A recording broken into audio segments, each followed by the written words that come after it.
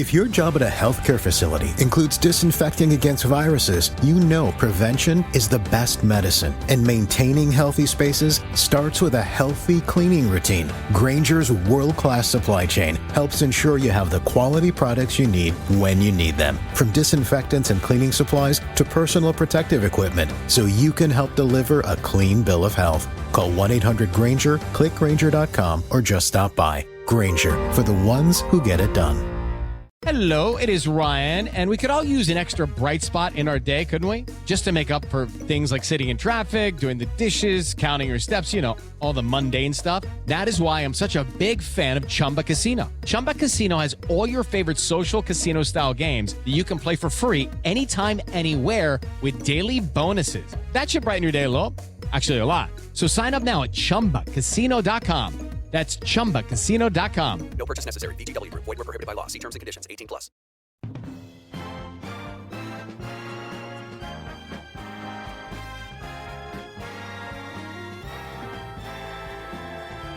Now, the greatest radio shows of all time. Suspense. The Shadow Node. Washington calling David Harding, Counter Spy. Classic radio theater. The Great Gildersleeve. Fibber McGee and Molly. Dragnet. Gunsmoke. The Lone Ranger. Now, step back into our time machine with your host, Wyatt Cox. Good evening, friends of the Inner Sanctum. On this Sunday, we're going to go back to another Sunday, 67 years ago today, April 20th, 1958, with episodes of Suspense, yours truly, Johnny Dollar, The Frontier Gentleman, Luke Slaughter of Tombstone, and we'll go back a little further to 1942 for an episode of Lum and Abner. That's what's coming up on this Sunday. This is the 20th day of April, 110th day of the year, 255 days left till we get to 2026. Congress passed an act creating the Wisconsin Territory on this date in 1836. In 1861, Robert E. Lee resigned his commission in the Army in order to command the forces of Virginia. In 1862, the first pasteurization test completed by Louis Pasteur and Claude Bernard. Manfred von Richthofen, the Red Baron, shot down his 79th and 80th victims on this date in 1918, marking his final victims in World War I before his death the following day. Western Electric and Warner Brothers announced Vitaphone, a process to add sound to film, in 1926. Apollo 16 landed on the moon on this date in 1972. It was on this date in 1979. I snicker about this because it's still such a bizarre, and was a bizarre incident. Jimmy Carter, President of the United States, attacked on a boat near his Plains, Georgia home by a swamp rabbit. That was on this date in 1979. Good evening, Wembley and the world! We are here tonight to celebrate the life and work and dreams of one Freddie Mercury. The Freddie Mercury tribute concert for AIDS awareness that sold out Wembley Stadium.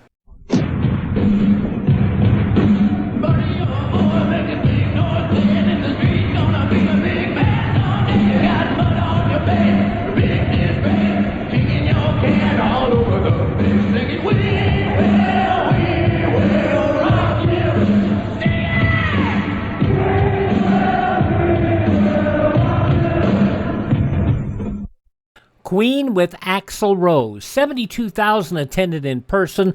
The concert broadcast live to 76 countries and had an estimated viewing audience of 1 billion people. In 1999, Eric Harris and Dylan Klebold killed 12 students and a teacher before killing themselves in the Columbine High School massacre. This is one of the first calls to 911 after the shooting started. I am on the floor. You've got the kids there? Library, and I've got every student in this library on the floor. You better stay on the floor. Is there any way you can lock the doors? Smoke is coming in from out there, and I'm listening. Okay. The gun is right outside the library door, okay? I don't think I'm going to go out there. One of the first 911 calls in connection with the Columbine shooting, and this date 26 years ago today. In Iraq, on this date in 2004, 12 mortars fired on Abu Ghraib prison by insurgents, killing 22 detainees, wounding 92. In 2008, Danica Patrick won the Indy Japan 300, becoming the first female driver in history to win an IndyCar race. In 2010, the Deepwater Horizon drilling rig exploded in the Gulf of Mexico, killing 11 workers and beginning an oil spill that would last 6 months. Coast Guard Rear Admiral Mary Landry told reporters the spill wasn't serious. Right now, we are only seeing moderate sheening. We don't see a major spill. But it would become serious, and it would take 6 months to clean up. In 2023, 2 years ago today, SpaceX's Starship rocket, the largest and most powerful rocket ever built, launched for the first time, and 4 minutes into its first flight, it exploded. Passing away on this date in history, author Bram Stoker, also British comedian Benny Hill, pro wrestler Rick Rude, Spanish ventriloquist and comedian Senor Wences, also Joanie Lar, better known to wrestling fans as Chyna, and the main ingredients, Cuba Gooding Sr.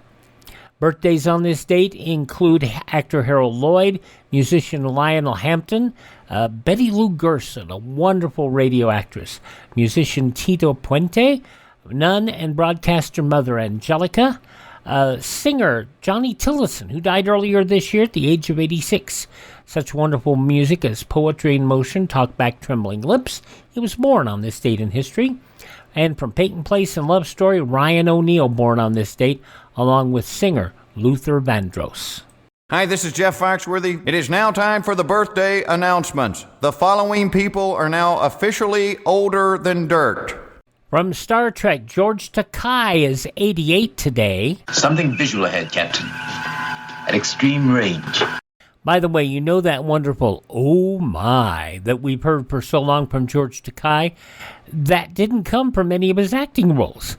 It was something that came up during an interview he was doing with Howard Stern.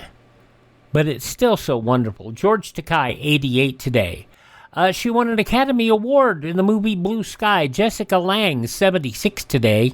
I thought men joined the army looking for adventure. You've been watching too many war movies. I hate war movies. With Tommy Lee Jones, Jessica Lange, 76 today. George McFly, Crispin Glover, 61. From Lord of the Rings, Andy Serkis is 61. Must have the precious. Oh boy, Andy Serkis, 61 today. From Criminal Minds, Shemar Moore is 55. From Baywatch, Carmen Electra, 53. From Blossom and Give Me a Break, Joey Lawrence is 42. Model Miranda Kerr is 42. And from Flash and Arrow, Carlos Valdez is 36. Those just a few of the people who celebrate the 20th day of April as their birthday. And if this happens to be your birthday... Hi, we're the Four Freshmen, and we just want to say, Happy birthday to you! And we will not have a news segment today. We were just going to have some great radio shows. The one dramatic role that we know of that Stan Freberg did in this episode of Suspense from 67 years ago, April 20th, 1958. Next here on Classic Radio Theater.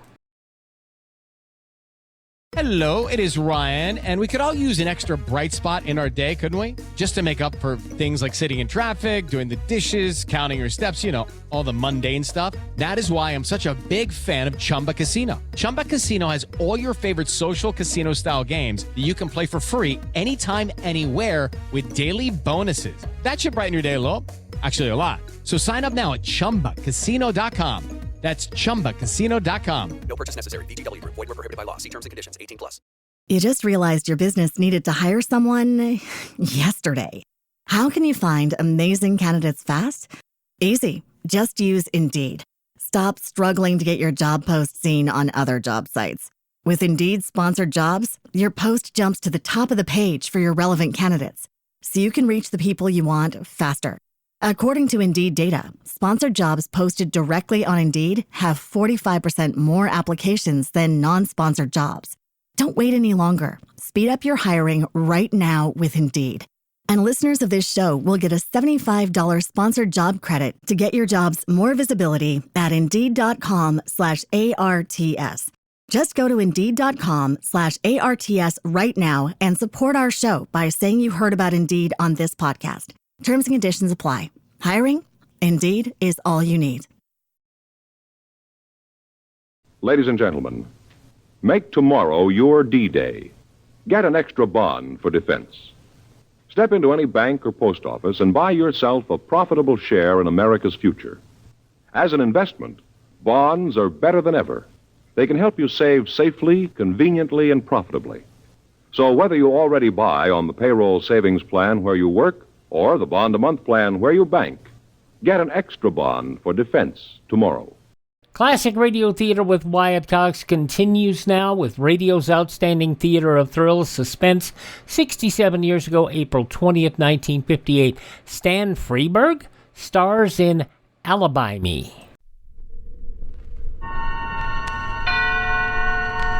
Suspense. And the producer of radio's outstanding theater of thrills, the master of mystery and adventure, William N. Robeson.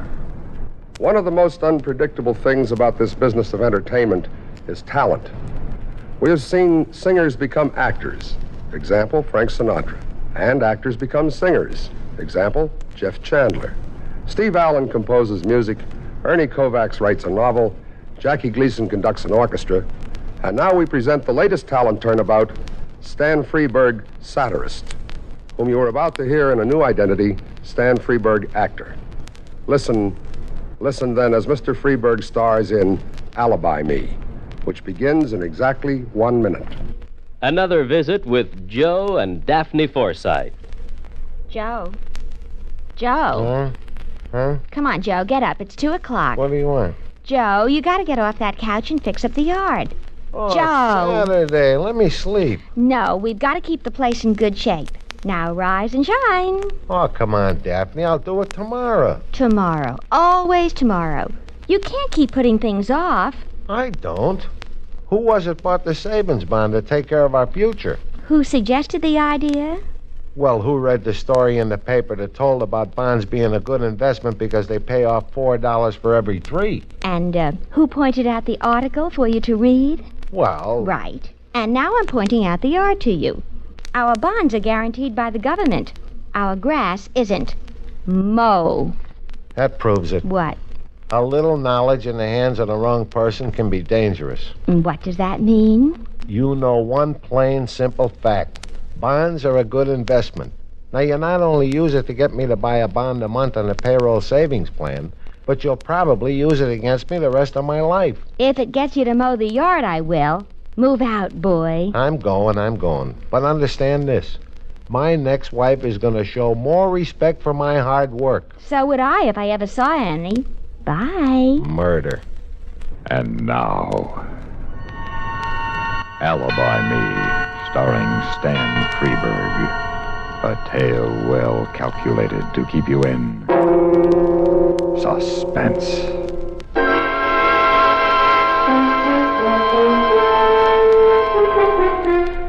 This time it's a showdown. I've took all I'm going to take from Julie. It's tough enough to hustle a buck even without interference from him. This time it's a showdown. For real. Julie, I want to talk to you. What? Look at you. No manners. No knock on the door. No could I come in. No good afternoon. No manners. No class. Always on the muscle. I want to talk to you. A little more relaxative with a voice. This ain't no candy store in Brownsville. Now listen, Julie. Didn't you hear what I said? Keep it quiet. Keep it class. I want to know what's the big idea, you hear me? I just come from Pitkin Avenue. There ain't a candy store. There ain't a pool room. There ain't a bar that'll handle my punch boards anymore. Not one. We now take from Julie, they said. They said correct. But that's my territory. I built up the punch board business there. I know. I watched. You hustled good. You built it up real nice for me, and I appreciate it. I already sent you the biggest lollipop in town. The biggest lollipop in town for the town's biggest sucker. Julie, I'm warning you. You're warning me what? What'll you do? Give me a double whammy like in the funnies? Ever since we was kids, you hate me, I hate you, and it's like a kind of mutual life insurance. That punch board business is mine. I need it. I need that dough. You need dough? I'll tell you what. Here's a $50. Run down, get me a corned beef sandwich, and keep the change. Here, catch. Julie! Julie, I told you I... Look at the face on him. If looks could kill, huh, kid? I'm not kidding, Julie. Now put that phone down, Georgie. No. Put it down, kid. Now remember Larkin. 6 o'clock, I got to report to Larkin on my parole. They're going to know you done it. Georgie, Larkin is going to know it. Georgie!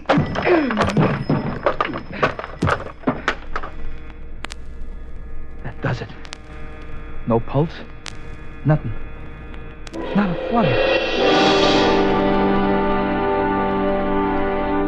Just one stinker less in the world. I looked down at Julie and I remember standing next to him in Larkin's office in the precinct station house years ago.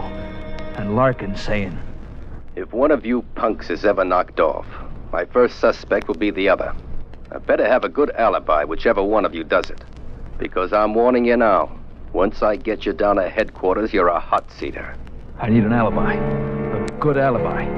How much time do I have to set one up? Let's see, 10 after 4. And at 6, Julie's supposed to report to Larkin. Till 6.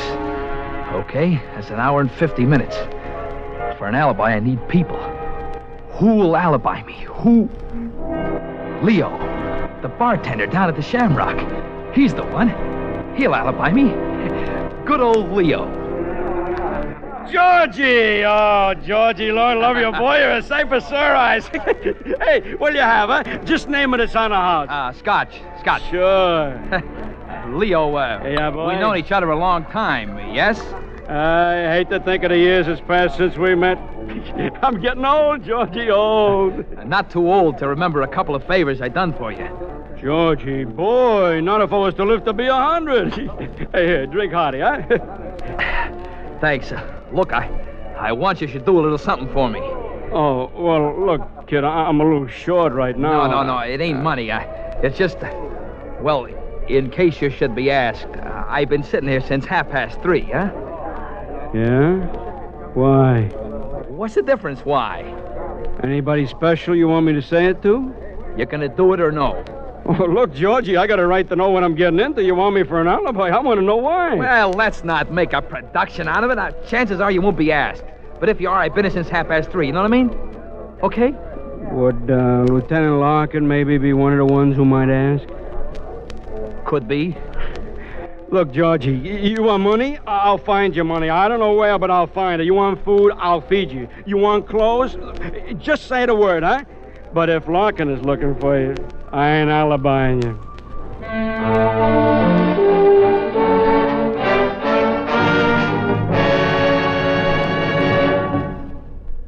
In a moment, we continue with the second act of Suspense.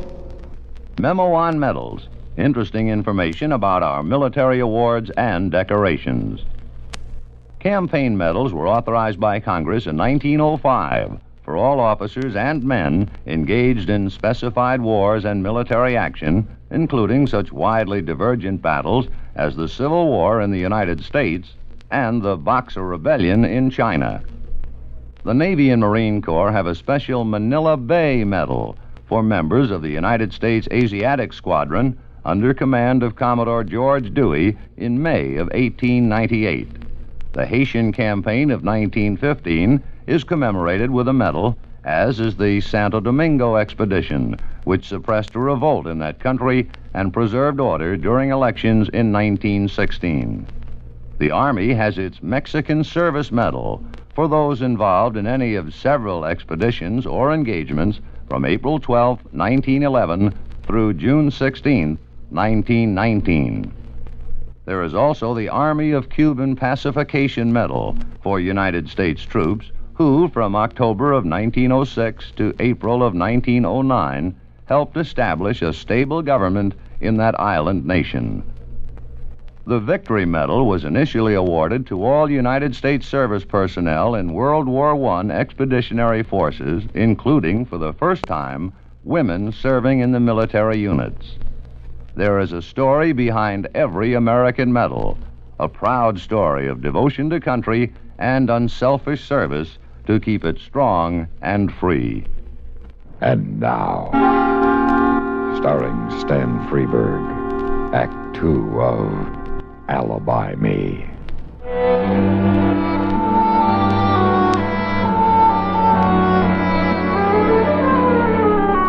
It's 4:25. You got only 95 minutes left till 6 o'clock. When Julie don't show, Larkin goes looking. First for Julie, then for you. You gotta be ready for Larkin when he finds you, and you gotta have a pretty sensational alibi. You won't settle for less. Not him. Think, Georgie, think. Who do you know? Who are your friends? Georgie, think. Who? You see? It works. A second thought and it comes to you. Joni, that's who. Good old Joni. She'll be your alibi. Now, she's crazy about you. Always has been. Ever since that day up at Bear Mountain. Oh, let her be in. Please let her be in. I'll never ask nothing again. Just let her. Well, look what the cat dragged. Hello, Joni, baby. I shouldn't talk to you, Georgie. I really shouldn't. It's more than 2 months. You want to know why? You began to mean too much to me, kid. So stay away from her, I says to myself. Just don't ever see her. She'll wear off, you know what I mean? But I was wrong, Joni. You mean more to me now than ever. I couldn't hold out no longer. That's why I'm here. Oh, Georgie, baby, don't ever stay away again. No matter what the reason, don't ever stay away from me. I'm back for good. Oh, it's been terrible without you. All the time singing the blues, not feeling like going out or seeing anybody. Well, that's all over now. You know what? We're gonna celebrate. Tonight, we're going out into town. Dinner, a show, dancing afterward. Crazy, huh? I got a new number I've been dying to wear. Good. By the way, sugar, anybody been here today? No, not a soul. I was all alone, feeling just awful until you came. Joni, look, in case anybody asks you, not that anybody's likely to, but in case they should, you know what I mean? Do me a favor. Will you tell them I was here with you all day? I'll tell the world you were here with me. I'll shout it from the rooftops. I don't care who hears it. I love you, Georgie. I just love you. Yeah, me too. But look, Joni, in case anybody wants you to be definite, will you say I was here since 3:30 and stick to it, no matter what? 3:30? I'll say I was with... Wait a second. What are you trying to pull? Relax, Joni, relax. No, Georgie. What's the matter, kid? What's the matter? Plenty's the matter. You dirty, no good, miserable son of a... Joni, now listen to me. I'm beginning to get it. Trying to sucker me to give yourself an alibi. Joni, stop yelling. Listen to me. What I said is true. I need you. Sure you do. So I'll say you were here with me since 3:30. You'll get no alibi from me, Mr. Wise Guy. Now pick yourself up out of that chair and get out of here.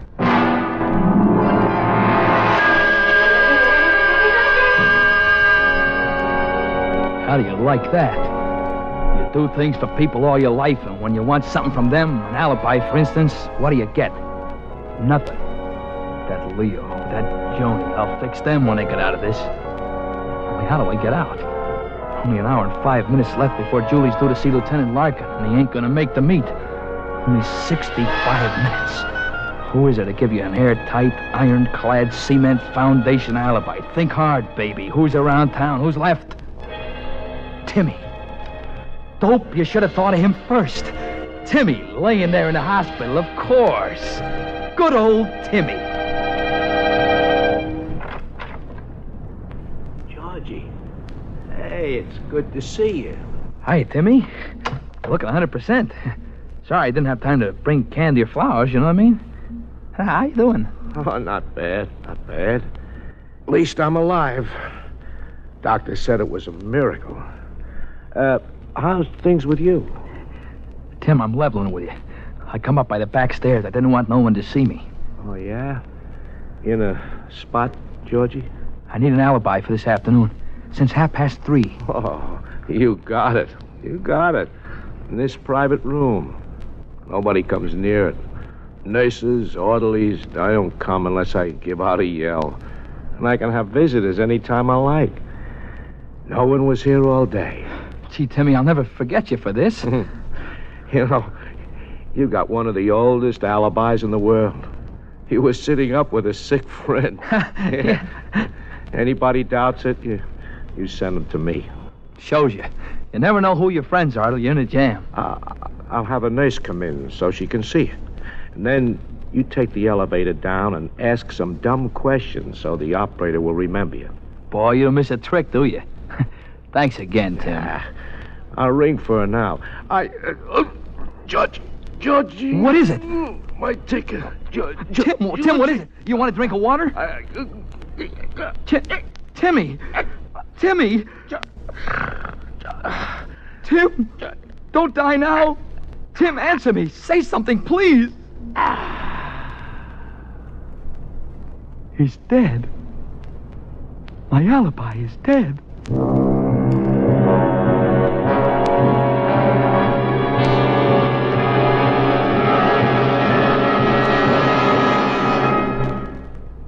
In a moment, we continue with the third act of Suspense.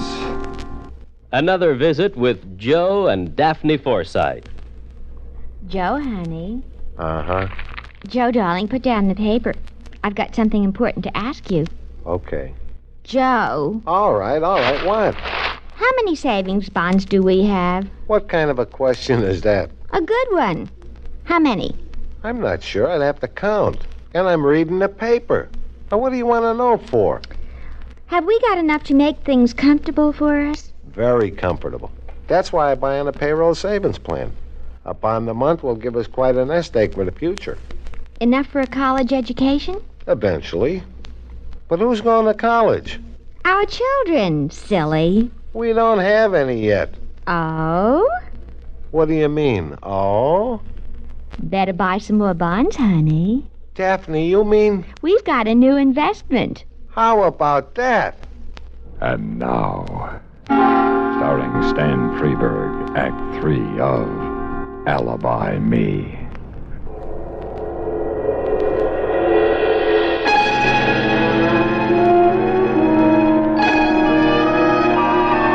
I'm sunk. It's 5 of 6 and I'm sunk. In 10 minutes maybe Larkin will be looking for me and I got no alibi. So I've come home. So I'm walking up the stairs. And I hear a sound. My landlady, Mrs. Ettinger, is nailing down linoleum in the hallway.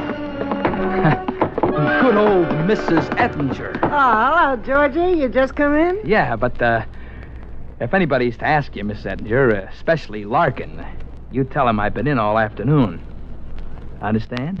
Larkin? Lieutenant Larkin? Yeah. Oh, I can't do that, Georgie. I won't lie to that cop. Oh, yes, you will. You'll tell Larkin I'm in my room all day. No, I won't. Mrs. Ettinger, you don't tell Larkin I'm in all day? I tell him about Charlotte. I don't know what you're talking about. You don't, Mrs. Ettinger? Please, Georgie, I don't want no trouble. Listen, you'll be in plenty of trouble if Larkin hears about your daughter lifting a fur jacket right out of a department store. I made Charlotte give it back. I marched her into the store myself. We give it back to the manager. Sure you did. But a crime's a crime, whether a store prosecutes or not. Oh, Georgie, please, she's only 15. She's a good kid. Her life would be ruined. You wouldn't tell me. Now, Mrs. Ettinger, what's there to cry about?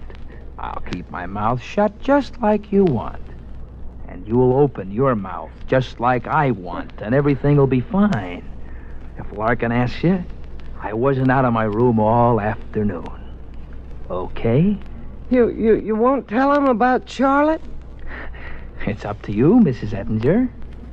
All right, Georgie. All right. I'll say you was in all day.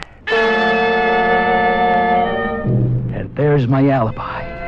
Safe, sealed, and delivered. The best alibi in the world. 6:15. It won't be long now. I gotta watch myself when Larkin's here. Just the right attitude. Not too anxious, not too casual. Just right. Yeah? Who is it? Open up, Georgie. It's me, Larkin. Lieutenant Larkin? Well. What a surprise. And to what do I owe this great pleasure? Remember I once told you, Georgie, if anything happened to Julie or to you, my first pickup would be the other one? I remember. So what? Yeah. Oh, you mean Julie is... He's been made dead. No kidding. Well, what do you know? And you've come to offer me your shoulder to cry on. You're not surprised. I'm not the only guy who hated Julie, you know.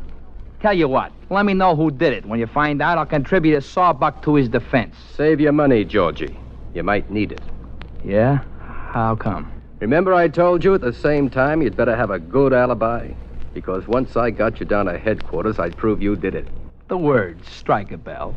Give, Georgie. Where were you today? I was nowhere. That's a fact. That's a fact. I was right in here all afternoon. Can you prove it? Well, it ain't easy to prove you were somewheres alone all day. Can you prove you were here? Well, I didn't see anybody except... Oh, yeah. Mrs. Ettinger, my landlady. Yeah? All right. Let's hear her version. All right. Mrs. Ettinger? Mrs. Ettinger? What is it? Come in here a minute, will you? Oh, now what? It's always something. What do you want, Georgie? This is Lieutenant Larkin. I won't keep you long, Mrs. Ettinger. Just a couple of questions. Were you in all day? The whole day. Was Georgie in all day? Yeah, sure, he was in. You're positive. I'm positive. What makes you so positive? What makes me so positive? I cleaned his room, that's what makes me so positive. And I pressed a suit for him later, that's what makes me so positive. And when I was sweeping the hall, his door was open and I saw him. How positive can you get? You're prepared to swear to that in a court of law? Go ahead, Mrs. Ettinger. Swear. Swear by your daughter's head. I swear. All right. Thank you. You can go. Thanks, Lieutenant. That's it then, Georgie. Meaning? Meaning your alibi stinks as far as I'm personally concerned. But for the record, it lets you off the hook. You hate that, don't you? You'd like to hang the big one on me, wouldn't you? Yeah, who is it? Lightning Delivery Service got a package for George Lennox. Come in. Who's it from? Mr. Moore, Mr. Julie Moore. Julie? Open it, Georgie. Go on. Go on, open it. I want to see what Julie sent you. Well, okay. That's only a lollipop. I never seen such a big one. All right, who asked your opinion? Beat it. Go on, get out of here. What are you waiting for? What do you think he's waiting for, Georgie? Stake the kid. Stake him? What am I, the mint? You stake him. Okay, cheapskate, okay. Keep your lousy tip. Fine thing. I'm here twice this morning and 3 times this afternoon, Shut and up. you're not in. Shut 5 up. times up and down them stairs and not even a nickel. Will you shut up?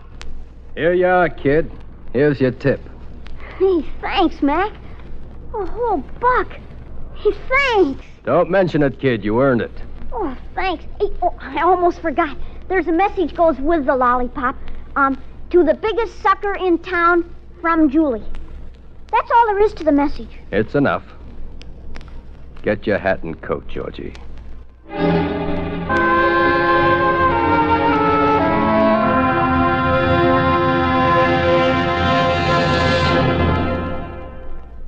Suspense, in which Mr. Stan Freberg starred in William N. Robeson's production of Alibi Me by Third Jeffrey, adapted for Suspense by Walter Brown Newman. Supporting Mr. Freberg in Alibi Me were Kathy Lewis, Geraldine Wall, Vic Perrin, Jerome Thor, Jack Crucian, Eddie Marr, and Dick Beals. Listen. Listen again next week when we return with another tale well calculated to keep you in suspense.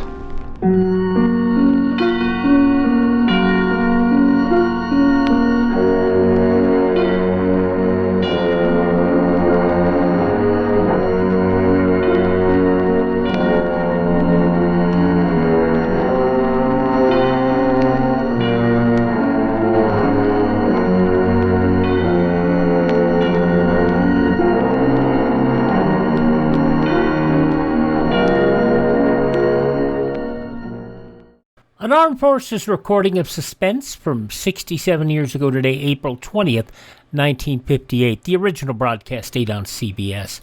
Up next on CBS was an episode of Yours Truly, Johnny Dollar, and that'll be up in a moment. Ryan Seacrest here. When you have a busy schedule, it's important to maximize your downtime. One of the best ways to do that is by going to ChumbaCasino.com. Chumba Casino has all your favorite social casino games like spin slots, bingo, and solitaire that you can play for free for a chance to redeem some serious prizes. So hop on to ChumbaCasino.com now and live the Chumba life. Sponsored by Chumba Casino. No purchase necessary. VGW Group. Void where prohibited by law. 21 plus. Terms and conditions apply. You just realized your business needed to hire someone yesterday. How can you find amazing candidates fast? Easy. Just use Indeed. Stop struggling to get your job post seen on other job sites. With Indeed sponsored jobs, your post jumps to the top of the page for your relevant candidates, so you can reach the people you want faster.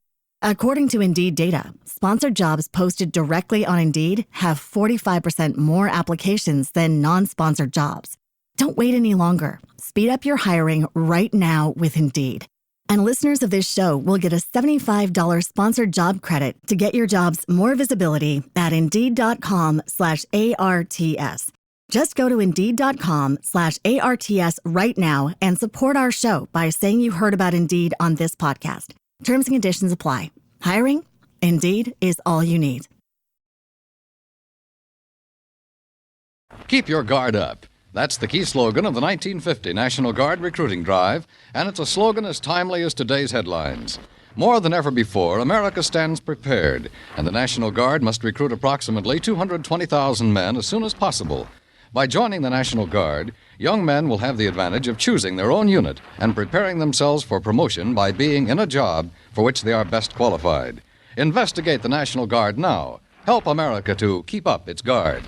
We continue now on Classic Radio Theater, and our focus is on the Sunday, April 20th, 1958, 67 years ago today, an episode of Yours Truly, Johnny Dollar, starring Bob Bailey. This is another Armed Forces recording. This one goes back to that same date, 67 years ago, April 20th, 1958. And of course, what better than the fishermen dealing with the Wayward Trout Matter? From Hollywood, it's time now for Johnny Dollar. Pat McCracken, Johnny, Universal Adjustment Bureau. Oh, hi, Pat. Johnny, you've handled a lot of difficult cases for the companies we represent. You've done a magnificent job. Saved some of them a lot of money. Huh? Sometimes nipped things in the bud even before they've happened. Pat. And there have been times when you've given up personal plans to take them on at a moment's notice and without question. Listen, that bush you're beating around is getting pretty big. All right, then I'll get to the point. Johnny, why don't you take yourself a holiday at company expense? What? Like Mojave Resort, maybe, where I understand you love to fish. At company expense, huh? That's right. Okay, Pat, I'll grab the first plane. Good boy. But, brother, just wait till you see the expense account I pile up for you. Why, Johnny? Because if I ever smelled a rat, believe me, it's now.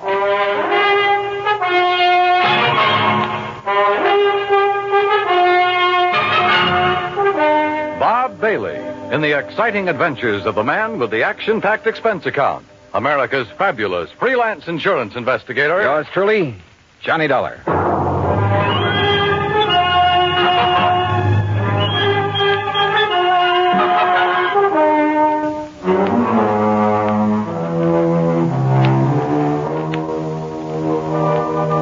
Expense account submitted by Special Investigator Johnny Dollar to the Universal Adjustment Bureau, Home Office, Hartford, Connecticut. Following is an account of expenses incurred during my investigation of the Wayward Trout Matter.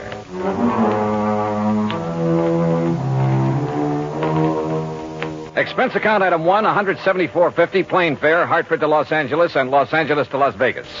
Item 2, $50 deposit on a rental car. I headed south on Route 95. The Mojave Desert. Thousands of square miles of sand, sun-bleached gravel and rock, of cactus, sage, and Joshua trees. High flat mesas, towering crags. Countless trails leading off from the highway. Long abandoned roads leading up into the harsh, bleak mountains, with their promise of infinite wealth to the prospectors who scratched away in their hungry search for silver and gold. And who knows? Perhaps some of these were trails of the pioneers who beat a tortuous path westward to the great Pacific. Who, with their oxen and heavy wagons, were lucky if they made 6 miles a day. Yet here I was, cruising along at an easy 60 miles an hour. And above me, a jet plane, lazily tearing off 600 miles an hour. Yeah, it made me think about the men who lived and struggled here, the men who died of hunger and thirst following the same path I was taking, never knowing that only a few miles away beyond the mountains was the mighty Colorado. Water, food, and life for those lucky enough to find it. But let's get to more practical things, like Davis Dam and huge Lake Mojave. On the east bank at the lower end, Lake Mojave Resort, with its clean, modern cabins, boathouse, dock, and harbor. Everything for a fisherman. It was after 9 p.m. when I pulled in. My old friend Buster Faber was waiting for me. By golly, Johnny, I'm glad to see you. Yeah, same here, Buster. How are you? Before you start on why I'm here, how's the fishing? You remember Ham Pratt, the general manager? Sure do. How is he? Went out 3 days in a row, got 3 limits, 5, 6, 7 pounders. Oh, and I have to come here on business. Yeah, but as soon as you clear it up, you and I are going to do some fishing. Believe me, we'd better. But now, what's the problem? Oh, well, here, let me take your bags. You're in number 8. Okay. I've put you right next to Mr. Hatch. Hatch? Old-time confidence man, Johnny, and just plain big-time thief. Oh, Gordon Hatch? That's the one. Used to operate up in San Francisco, over in Reno? Tried Las Vegas, too, but they ran him out. Sure. He served things like that. But they could never nail him for anything big. That's right. Sit down. Yeah. Well, what's he doing here? Oh, ordinarily, we'd give a man like that some excuse about being full up, something like that. I should think so. But Ham and I decided if we let him stay, and with somebody like you here, well, maybe we could do a kind of public service. Keep talking, Buster. Well, Tuesday morning, I got a call from some wealthy folks in Los Angeles. They wanted accommodations for themselves and their wives beginning tonight. They're doing now. So? Well, Tuesday afternoon, this Gordon Hatch came barreling in. My wife, Marilyn, not knowing who he was, put him in number 7. What are you getting at, Buster? Well, those folks from L.A. have been here before, Johnny, and the women always come with enough furs and jewelry. To a fishing resort? Well, you see, every night they drive up to Vegas to gamble and take in the fancy night spots. Ah, but what makes you think Hatch would come here just because of them? One of them's a lawyer that got him sent up for embezzlement once, and Hatch always swore that someday he'd get even. Oh, well, now, Buster... I don't think he'd try any rough stuff, anything like that. He isn't the type, but... Well, that's why I called Hartford. Well, what's the insurance angle? There isn't any. Unless a lot of heavily insured jewelry suddenly disappears from around here. And your man in Hartford was willing to play along with that. Yeah, I see. Well, so do I. I see we have another guest, Buster. How do you do? My name is Gordon Hatch. Mr. Hatch, this is Johnny Dollar. He's come for a few days fishing, same as you. Excellent. We must go out together, Mr. Dollar. I found a couple of wonderful spots. Yeah, I understand you had pretty good luck, sir. Oh, didn't Ham Pratt tell you about the big one I got over near Sculpture Rock? Nearly 10 pounds. I'm keeping him in a live box so I can take him back to Los Angeles and have him stuffed. Live box? Yes. It's a big sort of box made of heavy screen, Johnny. You leave it in the water, it'll keep the fish alive for days. That's right. Well, aren't you afraid somebody will walk off with them? Oh, the nice people who come to this nice place? Of course not. And as a fisherman, I'm sure you know that even the worst crook in the world wouldn't touch another man's catch. Yeah. Look, excuse me, I hear some cars coming down the road. Must be the folks I'm expecting. Why, of course, Buster. I'll see you later. Right. Any plans for the evening, Mr. Dollar? Oh, not particularly. I'm a little tired. Then come along into my cabin next door. I have some excellent scotch and plenty of soda. Oh, well, I've had a pretty long day. Now, look, we can relax and regale each other with tall tales about the big fish we've caught here and there. After all, there isn't anything else to do out here of an evening. Oh, I kind of thought I'd wander down to the dock and see if Ham Pratt is about. Oh, save that for tomorrow. Now, come along, Mr. Dollar. I won't take no for an answer. Actually, I was glad for the invitation. I wanted to know more about this man, sound him out if possible, about his real reason for being here. As it turned out, we spent a very pleasant evening talking entirely about fishing. Only once, in answer to a pretty direct question, did he speak about what I wanted him to. That is all water over the dam, Mr. Dollar. If it's possible to make amends for some of the, shall we say, questionable things I may have done in the past, well, I can only assure you that I'm sincerely trying to make such amends. Now, please don't embarrass me this way again. Yeah, sorry. Now, tomorrow we'll go fishing. Well, I'll not only take you to one of the hottest spots on the lake, but I'll show you the beauties I have in the live box. You'll turn green with envy. Nightcap? Well, it's been a pretty long day, and I really should hit the sack. So should I. So, here we go. Bottoms up, and may tomorrow bring us each a limit. That I will drink to. Now, there we are. And I'll see you at the crack of dawn. Sleep well. Right. Right? Wrong. Sure, I was tired. It had been a long day. But not long enough to make me drop off to sleep almost before I could get out of my clothes. That nightcap had a lot more than scotch in it. Yeah, I'd fallen for one of the oldest tricks in the world. And until I woke up, anything could happen.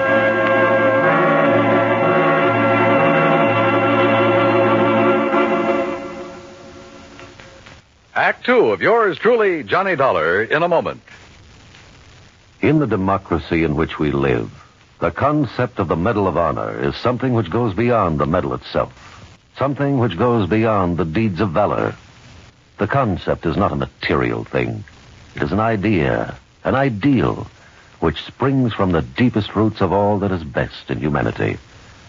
It stands for the democratic tradition of freedom, of liberty, of the code of conduct in which the citizens of the United States of America believe.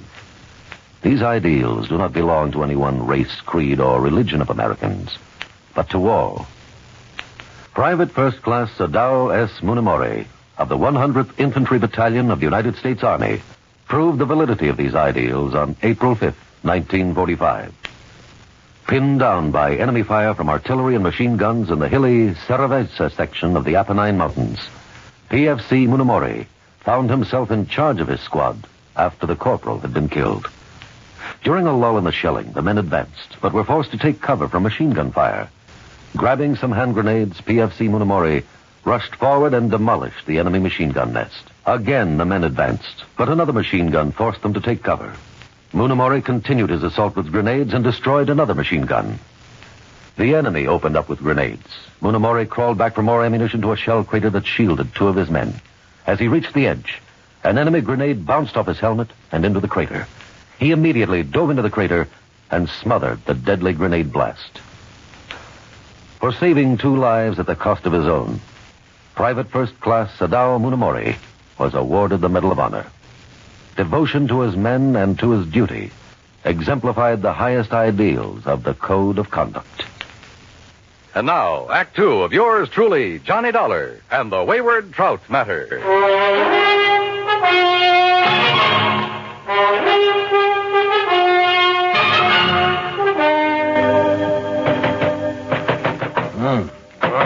What is it? Hey, Johnny. Huh? Oh, it's Buster.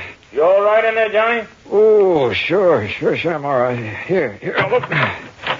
Holy moly, what time is it anyway? Almost 9 o'clock. Oh, look at those big red eyes. You aren't kidding. I feel as though Where's Gordon Hatch? Went out fishing at the crack of dawn. Said you'd promised to go with him, but he pounded on your door and finally gave up. Johnny, you look like you... Hey, Buster, the folks you were expecting in from Los Angeles. Yeah, they came right after I left you and Mr. Hatch last night. 6 of them. I figured you wanted to be alone with Hatch to sort of feel him out. Yeah, I did. But is everything all right? Yes, so far as I know. The point is, did you learn anything from Mr. Hatch last night? Only that he claims to have turned over a new leaf, is now the soul of integrity. Yeah? Well, I wonder. You say he's out fishing, huh? That's right. Know where he went? Well, one of his favorite holes, the one I told him about, is in the big basin about 10 miles up the lake. What about the folks from L.A.? They're still asleep in their cabins. Look, Johnny, like I told you, Hatch isn't the kind of trying any rough stuff, even against Mr. Fellows, the lawyer who sent him up one time. And he's here with that party? He's the one that organized it, made the reservations. Now, listen, Johnny, I may be all wrong about Hatch. In spite of his threat to get even with Fellows? Well, I mean, maybe he's gone straight. He certainly acts like a nice enough guy. Yeah. Well, the only thing I can do is keep an eye on him. If he makes a play, I'll nab him. If he doesn't, well, my trip out here will have been wasted. Wasted? I thought you and I were going to do some fishing. Oh, well, now that's different. Ooh. Hey, I better get some breakfast in me. Yeah, sure. I'll tell Mary over at the cafe to have it ready for you. Yeah, okay, Buster. Sunny side up with plenty of strong, dark black coffee.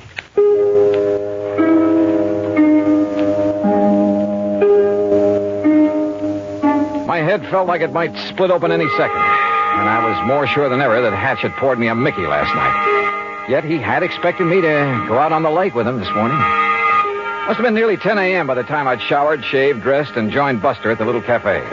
Already, half a dozen early morning anglers had come back to boast about their catches, and the big ones had got away. Now, don't you tell us all, Buster, but that big one, Buster, he must have been 8.5 pounds. Yeah, I'm sure it was, Mr. Hector. Well, the place I lost him was in the second cove this side of the dam by the big square rock. Second cove this side of the dam, did you say? That's right next to the big square rock. Hey, Jim, I know a great spot for us to try this afternoon. Yeah, I heard that too. Now, don't you tell us all about that spot, Buster. Cross my heart, Mr. Hector. Good. Say, Henry, I want to tell you about a place I found this morning. You feeling any better, Johnny? Yeah, much. Now, listen. If Gordon Hatch is up here after the money and jewelry of Mr. Fellows and his party, or for any reason at all connected with them, Yeah? I think you and I had better hop into a boat and get... Mr. Faber. Oh, yes, Miss Fellows. Good morning. Please come outside quickly. Come on, Johnny. Right. Miss Fellows, this is Johnny Dollar, friend of mine, special investigator. Oh, thank goodness you're here, Mr. Dollar. Buster, we'd been robbed. What? When, Mrs. Fellows? Sometime during the night. All our jewelry, Mrs. Harkins and Mrs. Peterson's and mine. Why, it must be hundreds of thousands of dollars worth. My diamond brooch alone I is see worth... you found him, Martha. Yes, Ralph. Oh, this is Mr. Dollar, and he's some kind of an investigator. Good. I've heard of you, Dollar. I've told them, Ralph, about the jewelry. Yeah, well, whoever did it got our money, too. With all we brought along to gamble in Vegas, it must be over $20,000. And how he managed to sneak into our cabins... And without waking us, too. Of course, we were pretty tired last night. Well, good morning. Oh, Mr. Pratt. Oh, what seems to be... Johnny, glad to see you. How are you, Ham? I got some bad news for you. Yeah, Ham, it looks like he's done it. Oh? Gordon Hatch? Yeah. Better make a thorough search of his cabin. Gordon Hatch? Oh, no. I'm afraid so. Great Scott. So, Ham, look in his luggage, under the mattresses, anywhere else you can think of. Right, Johnny. Mr. Dollar, do you mean to say that Gordon Hatch is here at this point? Better look in his car, too, Ham. Under the car and the upholstery. Look here now, Mr. Dollar. Sorry, Mr. Fellows. I'll have to talk to you later. Come on, Buster. You and I are going for a boat ride.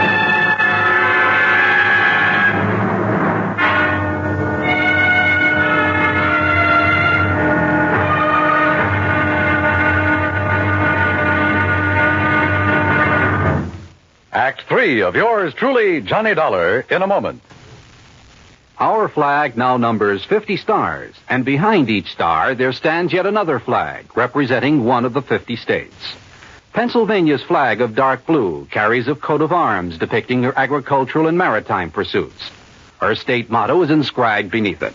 As the home of the Liberty Bell and the Declaration of Independence, the motto is most befitting: virtue, liberty, and independence. Pennsylvania's state flag, the flag of the second state to enter the Union, was adopted on June 13, 1907. And now, Act 3 of yours truly, Johnny Dollar, and the Wayward Trout Matter.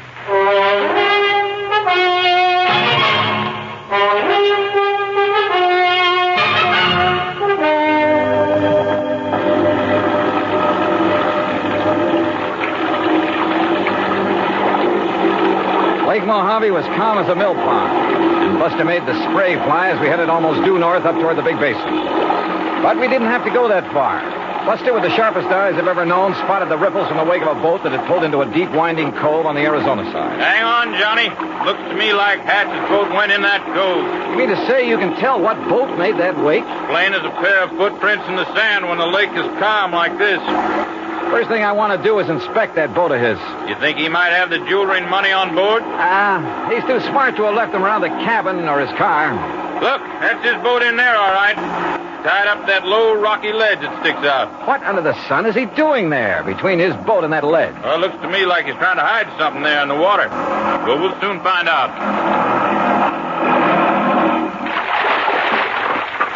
Well, Buster, Mr. Dollar, it looks like you've caught me in the act. Yeah, it kind of looks that way, doesn't it, Hatch? What were you so busy shoving down in the water between your boat and that ledge when we pulled out? I figured no one would find it here, Mr. Dollar. Yeah, I'll bet. But I decided to move the live box into this hidden cove when I first came out this morning.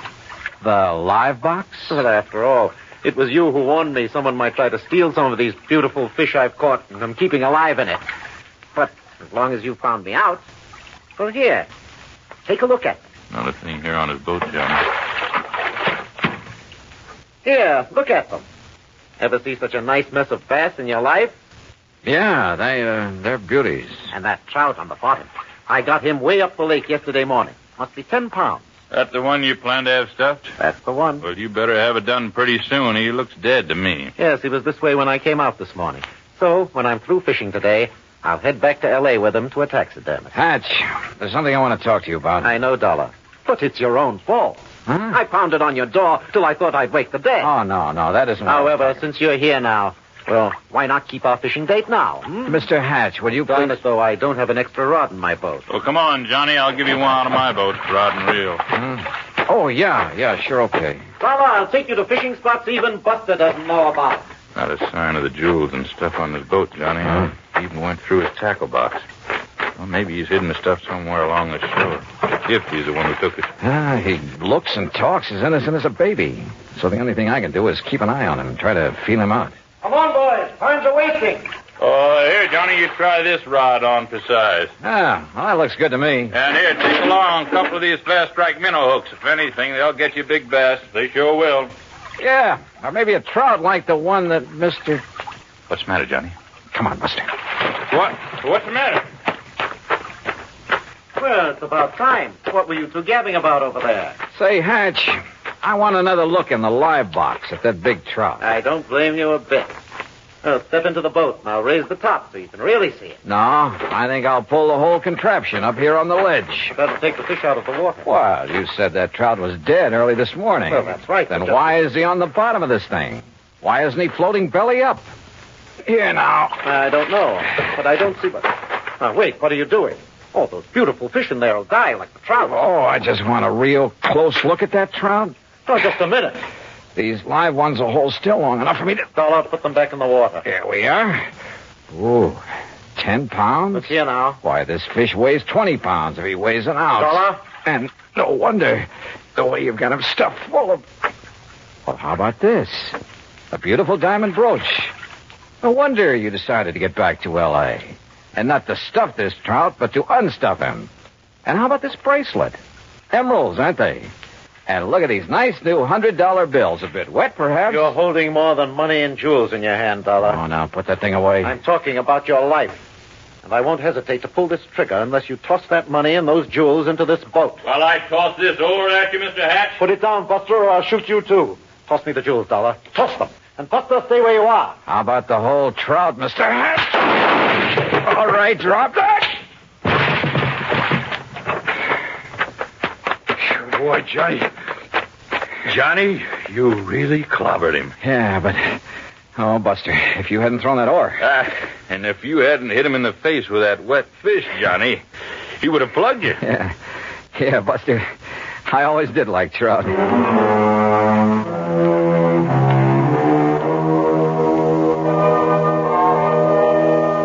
Expense account total, including boat and bait for 5 days of really great fishing, cabin rental and meals, and trip back to Hartford, $815 even. Yours truly, Johnny Dollar.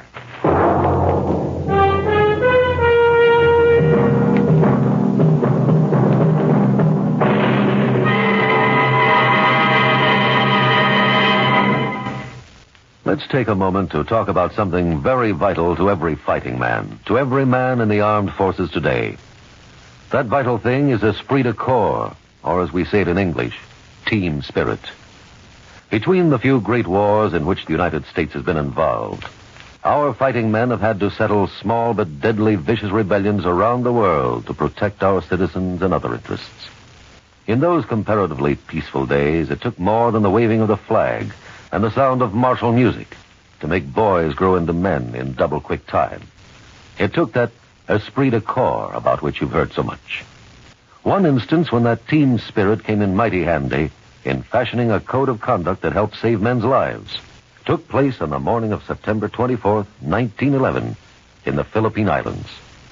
A shore party from the USS Pampang was moving in to capture the town of Mundang on the island of Basilan during an uprising of native Moros.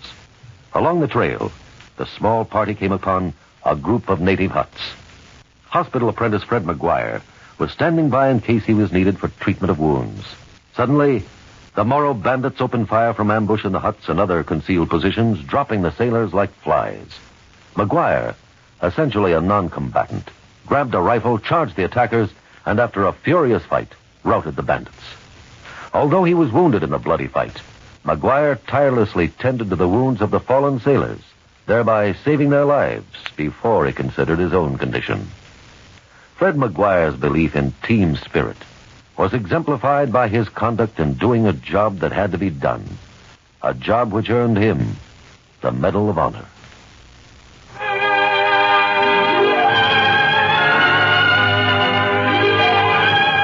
Yours truly, Johnny Dollar, starring Bob Bailey, originates in Hollywood and is produced and directed by Jack Johnstone, who also wrote today's story. Heard in our cast were Eleanor Audley, Larry Dobkin, Barney Phillips, Edgar Barrier, Junius Matthews, Russell Thorson, and Alan Reed.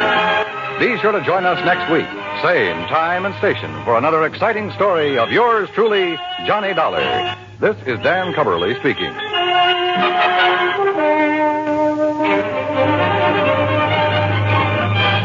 An Armed Forces recording of yours truly, Johnny Dollar, from 67 years ago today, April 20th, 1958, here on Classic Radio Theater with Wyatt Cox.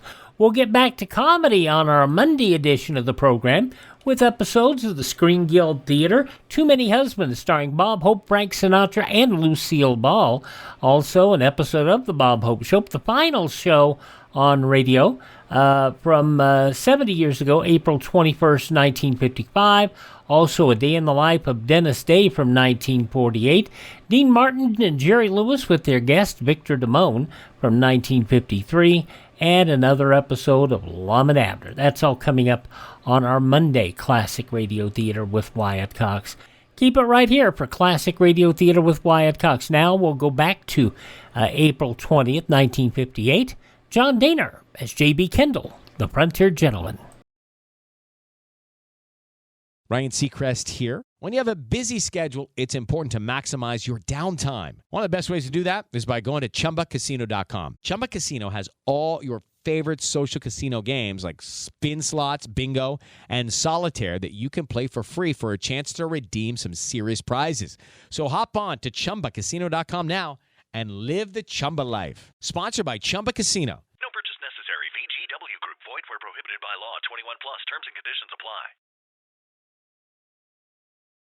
The crusade for freedom is a crusade for your freedom and mine. The truth dollars people send the crusade for freedom help preserve our own freedom, even as they get the truth and hope to people behind the Iron Curtain. Truth dollars help finance Radio Free Europe and Radio Free Asia, the most effective weapons Western democracy has for countering lies and distortion. Send your contribution to the Crusade for Freedom, care of your local postmaster. That's Crusade for Freedom, care of your local postmaster. Classic Radio Theater continues now with an episode of Frontier Gentleman starring John Dehner as J.B. Kendall, 67 years ago, April 20th, 1958, and the story of Aces and Eights. In a card game, aces and eights are known throughout the West as a dead man's hand. There's a good reason for it, and this is the story of how the hand got its name.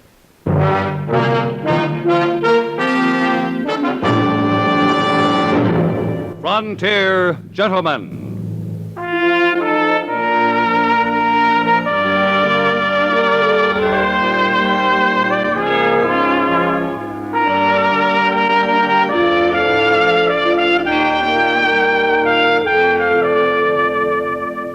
Herewith an Englishman's account of life and death in the West. As a reporter for the London Times, he writes his colorful and unusual stories. But as a man with a gun, he lives and becomes a part of the violent years in the new territories. In just 1 minute, we'll bring you this latest report from the Frontier Gentleman. This is James Matthews with official results on the automobile competition the whole industry watches every year, the famous Mobile Gas Economy Run. This year's run, 1,883 miles from Los Angeles to Galveston, Texas, ranging from sea level through mountain passes. And once again, Chrysler Corporation cars took the lion's share of firsts. Plymouth, Chrysler, and Imperial again this year for the second straight year, winning first place over all other cars in their class in the famous economy run. Imperial, by the way, was sweepstakes winner, too, getting 62.7188 ton miles per gallon. The forward look is a lot more than look. You get a better engine, brawnier brakes, torsionaire ride at no extra cost. and winning performance and economy in cars of the forward look from Chrysler Corporation. Take a drive this week in a car of the forward look. Plymouth, Dodge, DeSoto, Chrysler, or the triumphant Imperial. Drive one of America's performance winners from Chrysler Corporation.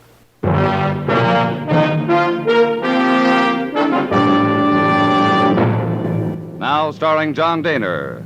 This is the story of J.B. Kendall, Frontier Gentleman.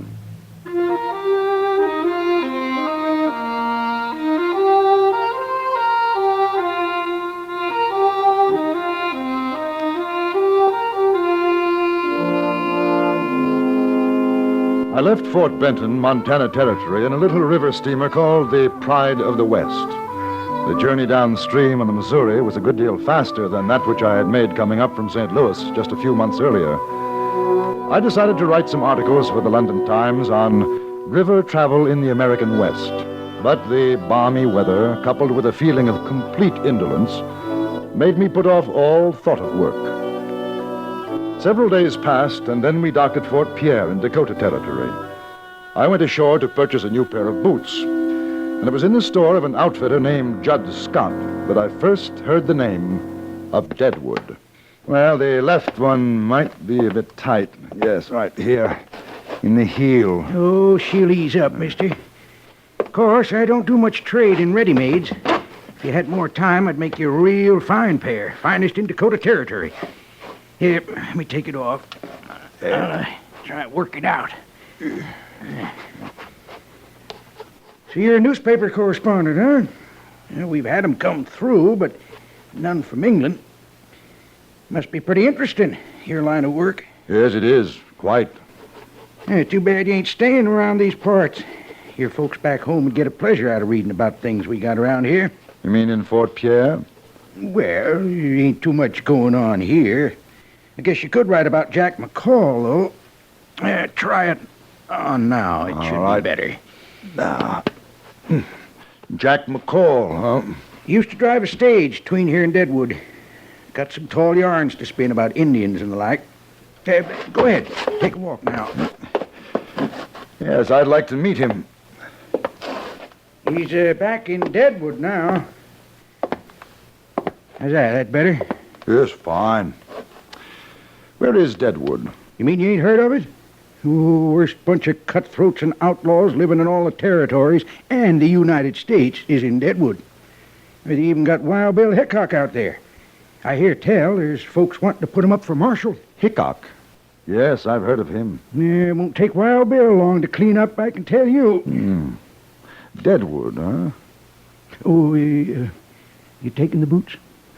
I'm taking them.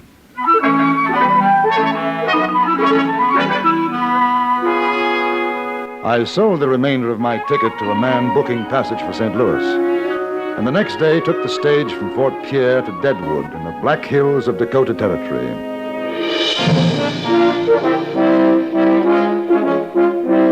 At the stagecoach station in Deadwood, I inquired after Jack McCall and was directed to Carl Mann's saloon.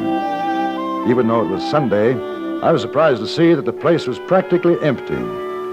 A hatchet-faced woman dressed in black was drinking alone at the bar, and I found McCall, a broken-nosed, sullen-looking man, sitting at a table playing a game of solitaire.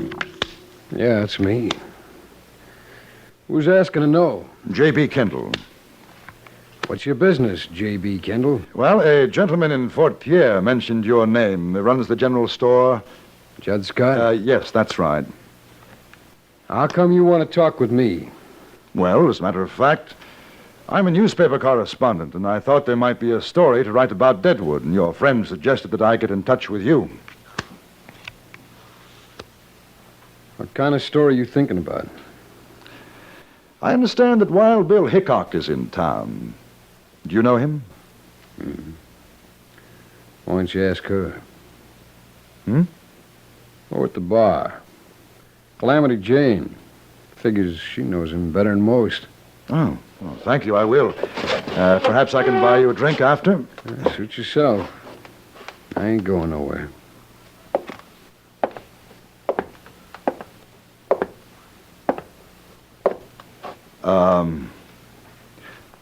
Miss Jane? You talking to me? The name's Calamity. Ain't no miss in it. Calamity Jane. I'm sorry.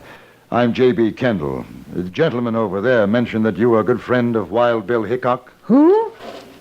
Why, that ain't no gentleman. That's a stinking pig by the name of Jack McCall. You've been sitting with him. Don't foul up the air around me. Hit the trail, mister. Yeah, well, I was hoping you could introduce me to Mr. Hickok. Hey, you English? Yes. Thought so. Knew an English feller down in Abilene. Wouldn't quit riding herd on me. Had to shoot him. Oh. New in town, ain't you? Just arrived. You ain't friend of McCall? Oh, no, only met him a few minutes ago. What brings you? I am a writer. Newspaper articles for the London Times. Hey! I guess you heard about me and Wild Bill, huh? Oh, yes. Fastest man with a gun you'll ever see. I ain't too bad myself, but I ain't nothing to Wild Bill.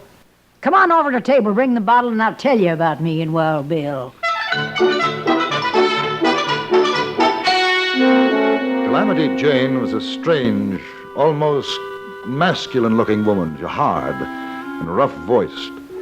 She told me of her exploits as a scout with General Crook's army in the war against the Sioux, but most of the time she spoke of Hickok. About a half an hour had passed when I noticed Jack McCall get up from his table and come toward us. Yes, sir. What Wild Bill done in Abilene, there ain't another man could have handled. Why, Hey, mister, I thought you was going to buy me a drink. Oh, not just now, Mr. McCall. I'm talking to the lady. Oh, yeah, I see. It's mostly listening. Ain't nobody gets to talk much around her. McCall, you want me to put your eyeballs out with this bottle. You open that barn door of yours just once more.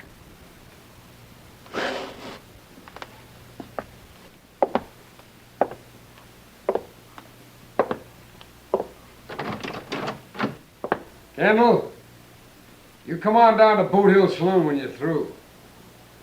I'll tell you the truth about that female polecat there in a windy train. One of these days, me or Wild Bill's gonna pump that coyote full of lead. Except he ain't worth wasting a ball on. And all I know about him is that he used to drive the stage between here and Fort Pierre. Yeah, lost that job because he couldn't hold his liquor. He used to be a buffalo hunter till the feller he worked for caught him stealing hides. He ain't no good, that one, and his pals is worse. You ever run into Tim Brady or Johnny Varnes, you watch your step, mister. Them's two of the boys, along with McCall, that Wild Bill's gonna run out of this town when he gets to be marshal. Where is Wild Bill now? He's up in the hills working on his claim. Him and his partner, Colorado Charlie. They ought to be back by tomorrow. He'd like to meet you, mister. Wild Bill always had a liking for you newspaper fellers. Well, what's your hurry? Sit down. We'll split another bottle. Oh, thank you, but now I think I'd better get settled. Wash some of this Dakota dust off me. What a dude. All right, go on up the hotel. Tell him Calamity Jane sent you, and if they don't give you the best room, I'll shoot up the place. The recommendation was most effective. I got the best room in the hotel. 2 hours later, in spite of Calamity Jane's warning, I wandered down to the Boot Hill Saloon. I was curious about McCall and what he might have to say about Calamity and Wild Bill Hickok. I found him there, very drunk. He was talking to a heavy-set man who was chewing on an unlit cigar. McCall greeted me as an old friend. Hey, what do you say, Kendall? You had enough of that female windbag, huh? Hey, Tim, this is the fellow I was telling you about. Kendall's his name. Yeah. Kendall. Hi. How are you? Tim Brady. I owe Mr. McCall a drink. I came down to settle my Oh, debt. that's real fine of you, Kendall. Oh, Jim Kendall's coming to Deadwood to write a story about Wild Bill Hickok, the new marshal of Deadwood. You go get yourself a drink, McCall. Sure thing. Take a chair, Kendall. Marshal of Deadwood. I wouldn't pay no heed to what McCall says. Not when he gets too much whiskey in him. Did he say something? About Hickok being marshal. Oh. Oh, well, it's not particularly news. I heard that in Fort Pierre 5 days ago. Well, don't you believe it? Oh? Fellers around here, they don't want his kind. You go writing in your paper a thing like that, you're going to have to turn right around and write that it ain't true. He's not going to get the job? No. I tell you, he does a lot of ear greasing, like that crow-bayed mare, Calamity Jane. But all them things you hear is just a lot of brag. Hickok never plugged a man unless the feller's back was turned. I was down to Abilene when he dry gulched Phil Cole. This is the worst thing you ever seen. Shot him in the back. Then by mistake he goes and kills his own pal, Mike Williams. No, sir. Deadwood ain't gonna put up a man like that for Marshall. You think so? Oh, I don't know. I suppose it depends on how many want him. Oh, well, there's a lot of them miners up to the hills. They're the ones. Figure he's a real big man. Heard all them crazy stories about it. You want to know what I think? I'd be very interested. I don't think he'd last 2 minutes as marshal before somebody shot the daylights out of him. Yes, your best thing for Hickok to do is get out of Deadwood and stay out. You see him, you tell him that.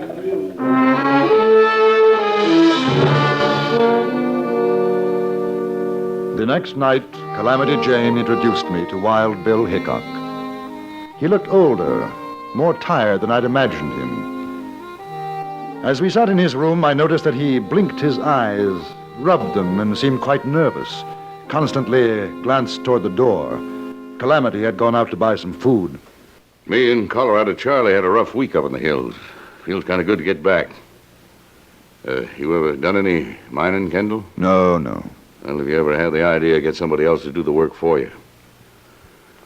Well, what do you think of Deadwood? Oh, I haven't been here very long. Ain't much like London, I'll bet. No, it isn't. Well, do a little cleaning up like I did in Hayes City and Abilene. We'll have a right nice little town. When do you expect to begin as marshal? Any day now. The boys are getting things moving. I saw a man yesterday, Tim Brady. Brady? And he asked me to give you a message. Huh? The best thing for Hickok to do is to get out of Deadwood and stay out. Well, that's what he said, huh? Yes. You know why? They're afraid of me. They know what's going to happen after I get sworn in. I run them out, and if they don't run, we have a showdown. Brady and his pal Varnes ain't got stomach for that. I gather they're the somewhat unsavory element in Deadwood, is that so? Mister, you ain't just milking pigeons. Why, them miners up in the hills would be dead ducks for Brady and his gang if it weren't for me. This is the worst mining camp in the territory. Ain't been no law here since it started, and Brady don't want none. That's how come the miners want me for marshal. Protection. Well, I'm surprised he hasn't tried to get rid of you before this. That jayhawker knows what had happened to him in a shoot-up. He ain't likely to try nothing. A fellow like that gets somebody else to do his dirty work. Oh, it's only me, Bill. Put away the gun. I told you, Charlie, you ought to knock. Keep forgetting. This is J.B. Kendall. He's going to write a story about me for an English paper. Yeah, I run into Calamity down to Carl's place, and she told me. Nice to meet you, Kendall. And you, sir. My old pal, Charlie Utter. Colorado Charlie's good enough. Kendall's been talking to Brady. Oh, that's so. Rest your saddle, Bill. You make me tired standing. Brady said I ought to get out of town. Oh, he'd like that fine. Yeah, he'd like that. Well, I guess I'll go and wash up before Calamity gets back. You staying around, Charlie? Yeah, I thought maybe we'd go down to Carl's later and play some cards. All right. I'll be right back. Sure.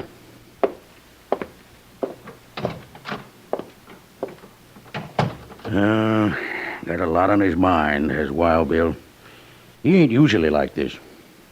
He seems to have trouble with his eyes. Oh, you noticed, huh? I wouldn't want you to say nothing in front of Bill, but he's been scared he's going blind. Yeah, things sure don't seem like the old days. Oh, I gotta get these boots off. My feet's killing me.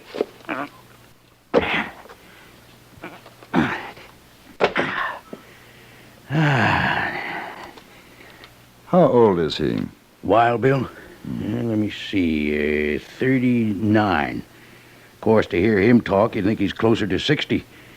I sure do fret over him sometimes. Always talking about dying, this and that. It ain't like the old days. He sure was a rip snorter. Oh, well, maybe when he gets to be marshal again, everything will be like it always was. Calamity Jane came in with the food, and behind her, Bill Hickok. It was a strange supper. Both Colorado Charlie and Calamity kept up a stream of conversation, anecdotes singing the praise of Hickok's past accomplishments, but the atmosphere was strained. The man with the long hair didn't say very much. Afterwards, Charlie Utter invited me to accompany them to the saloon. I noticed that Hickok was reluctant. Possibly he had a feeling, a warning of what was to come. It was 8 o'clock when we arrived at Carl Mann's saloon and sat down at the card table. Charlie, change seats with me. I ain't sitting with my back to the door. Wild Bill, you're getting worse than an old woman. Or maybe so, but that's the way it is. I like to see what's coming in. Well, here. Yeah, take my place if you like. No, sir. All he wants is a catbird seat. That's how come he's always winning. You ain't moving, Bill. You got the right idea, Charlie. Well, Bill, you got your seat, and that's the way it's going to be. Carl, bring us a bottle of whiskey and a deck of cards. Marshal Hickok's going to be the big loser tonight. After a few minutes, we were joined by a miner, and the 5 of us played. It was a friendly game, and we could see Hickok beginning to relax. He was a good player and held more than his share of winning hands.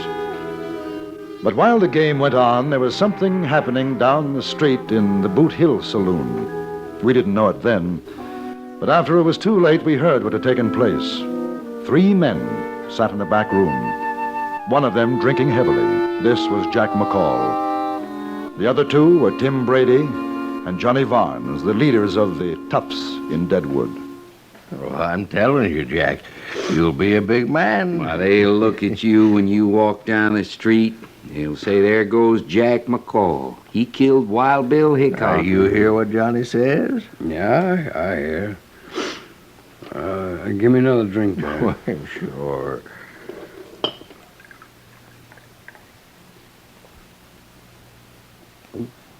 He's in Carl's place right now. You could get him easy. Oh, might not be so easy. Well, you ain't afraid, are you, Jack? Oh, I ain't afraid. No. No, I ain't afraid, but it just won't be so easy. Of course, we could get somebody else to do it. We just figured, Tim and me, we figured you was the man for the look, job. I ain't saying I won't You know do what it. we could do, Johnny? What? We could maybe get that newspaper feller, Kendall, to write something about Jack in his paper.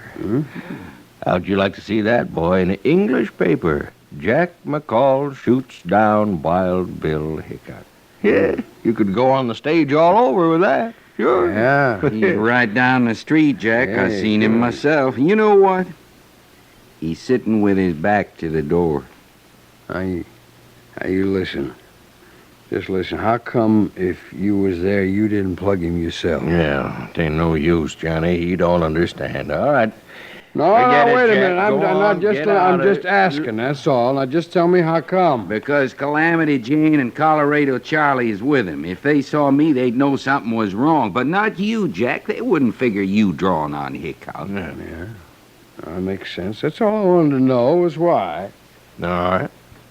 What do you say, Jack? Sure. Why not? Sure.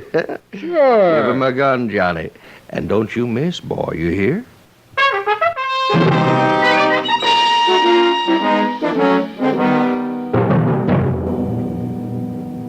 Just look at there. 3 kings. He's beat you, Wild Bill. I mean, son of a gun if he hasn't. I had you pegged for no more than 2 pair. Kendall ain't the best player I've seen, but he's sure a lucky one. Deal him out, Calamity. All right. Knew a feller once in Hayes City drew 2 cards to a royal. Luckiest thing I ever seen. That's a loco thing for a man to do. Sure was. He took one look at his hand and keeled over plumb dead. You know, I had a hand something like that. I won a Chinese girl with it a few weeks ago in Deer Lodge. Chinese? I did. No kidding. Sure. What did you do with her? Well, I gave her to a man I knew. He married her. Open for $1. Wait. Yes, I'm staying. Steak? Me too. I ain't proud. There. Cards? 3.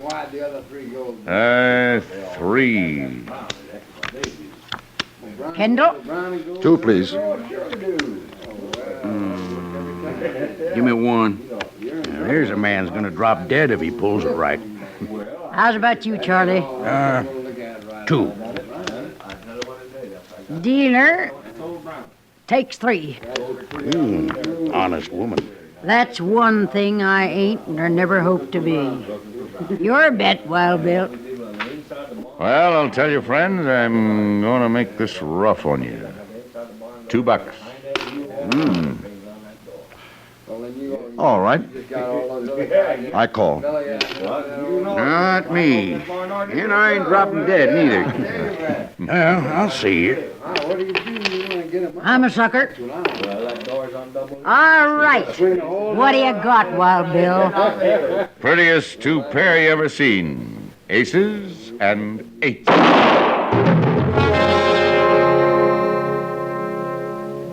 Wild Bill Hickok slumped forward on the table. He still had the winning smile on his face, and the cards crumpled in his tightening fist.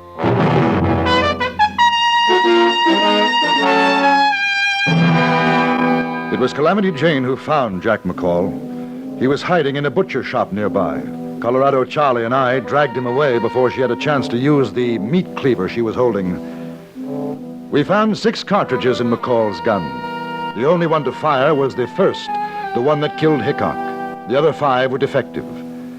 Before I left Deadwood, McCall was tried for murder, but Brady and Barnes must have chosen the jury themselves, because the final verdict was not guilty.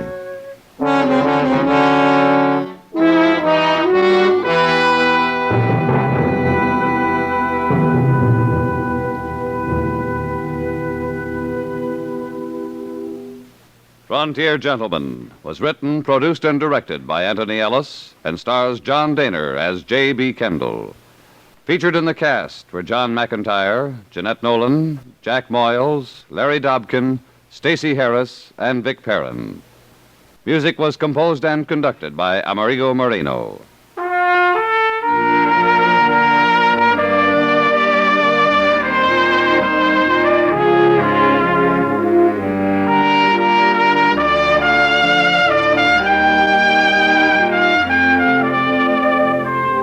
Join us again next week for another report from the Frontier Gentlemen.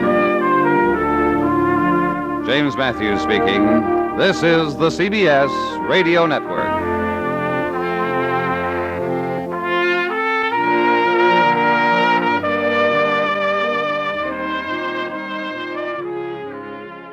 "67 years ago, April 20th, 1958, Frontier Gentlemen here on Classic Radio Theater with Wyatt Cox. Visit our webpage at classicradio.stream. Coming up next, Luke Slaughter of Tombstone.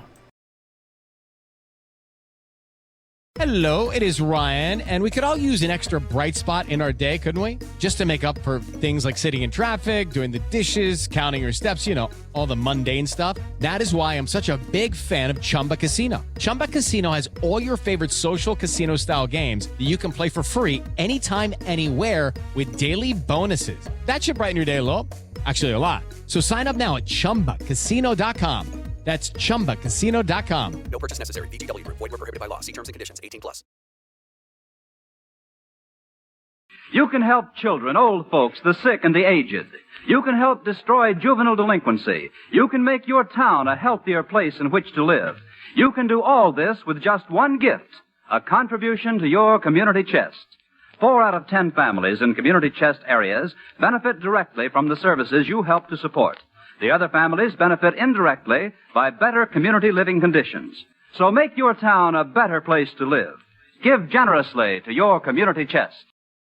Now another episode of that sad short-run series, Luke Slaughter of Tombstone, whose star Sam Buffington, within a year of the conclusion of the show, committed suicide. And we still, he always says, he was feeling very down about what he had going on. So let's listen to Luke Slaughter of Tombstone from the same date, April 20th, 1958, 67 years ago.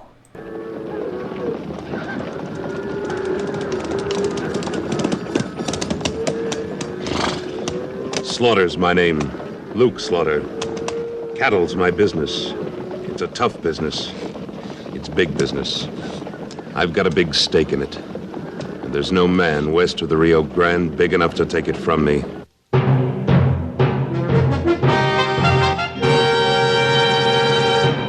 Luke Slaughter of Tombstone.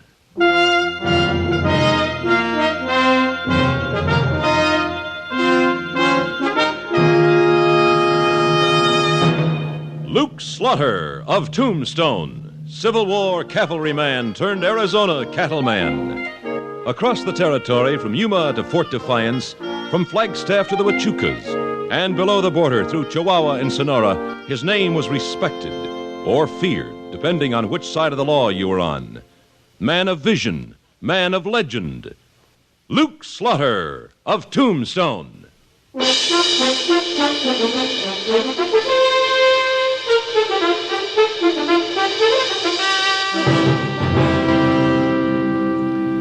Folks who write dictionaries must have a pretty tough time with the word tolerance.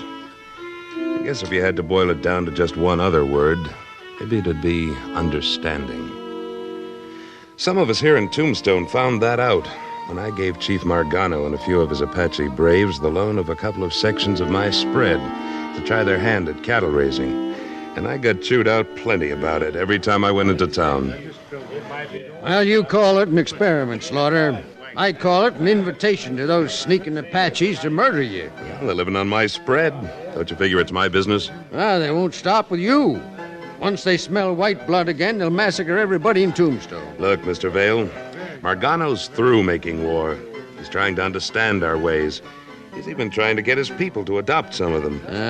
Well, they adopted guns quick enough, but they'll never be cattlemen. This was their country before it was ours. They've got a right to be part of its progress. You can't just shut the Apaches up on a reservation and forget them. No, maybe we can't forget them. But if we drive them back to the Chiricahuas, we'll at least have some warning when they strike. They aren't going to strike. Margano and I have sort of a private treaty. Margano's a senile old fool. You got a private treaty with that trigger-tempered son of his? Lasha? I like him, too. He's intelligent and he's got spunk. Spunk my foot. Luke, I've been looking all over for you. I want you to make the acquaintance of Mr. Henry Fell from back east. Fell, this here's Luke Slaughter, my boss. And this here's Carter Vale, another big man in these parts. Howdy. A distinct pleasure, gentlemen. Indeed it is. So, you're from back east, Mr. Fell. Yes, indeed. Boston. You know, boys, Mr. Fell here can outdraw any man in the place. Well, he can, by golly. Yes, sir. I'd bet a month's wages he can even outdraw you, Luke. I'm afraid neither Mr. Fell nor myself have any special reason for drawing. Well, he's got plenty of reason. Oh, not necessarily against you, of course. He'll take on all comers. You think you could outdraw me, Fell? I have very little doubt of it, Mr. Vale. With what? You aren't even packing an iron. Well, you want to take him on, Mr. Vale? Why, he'll even furnish the weapons. Let's just forget about it, gentlemen. Forget it nothing. Fell may as well learn some of the facts of life in the Arizona Territory. Exactly what I came to do, Mr. Vale, to learn them and record them for posterity. All right. I doubt that you'll ever record this incident, but you can start by trying to outdraw me. With Mr. Fell's weapon? Yep. Hold on. Why spill blood over a silly barroom challenge? Now, you've been implying that I shouldn't mix in your business, Slaughter. Well, this is mine. Well, correct. Now, Mr. Vale thinks he can outdraw Mr. Fell. I and Mr. Fell don't think he can. And the loser buys a round for the house. Splendid. I don't indulge, but I shall be delighted to stand treat if I lose. Oh, you ridiculous little dude. All right, let's see the gun. I'm unwrapping the weapons. Nobody mentioned guns. You draw with these, Vale, and here's yours, Fell. Paper and a piece of charcoal. What is this? Why, a outdrawing match. 1, 2, 3, draw. We should have both been wise to Wichita, Vale. He's got a sense of humor like a cow buffalo. Yeah, watch Mr. Fell, Luke. Ain't he the cleverest? Nose flaring, lips tight, chin craggy, power. Hey, wait a minute. Is that supposed to Hurry up and draw something, Vale. He's almost done. I'll be doggone, Vale. It's a spitting image of you. There we are. Yeah. Well, looks like you're stuck for the drinks, Mr. Vale. Well, now look here. When a man challenges me to... if anybody thinks this is a laughing matter... Oh, now, there is no offense intended, sir. You are more than welcome to the little sketch, and I shall be delighted to purchase the libations. I don't welch my bets. Frank, set him up for the house.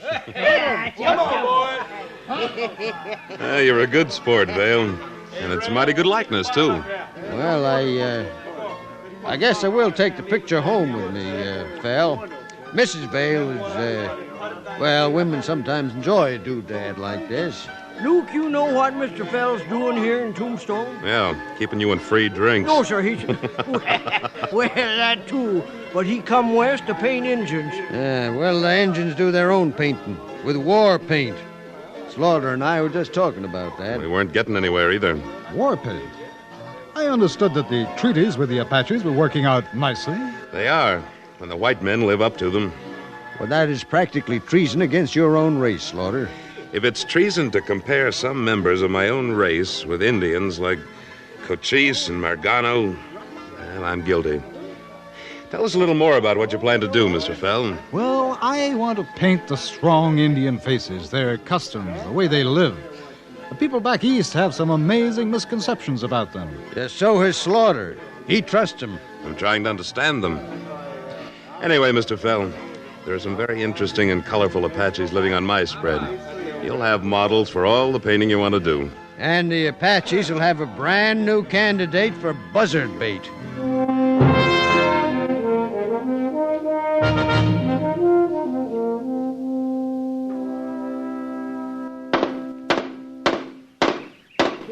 This here's powerful hard work, Luke.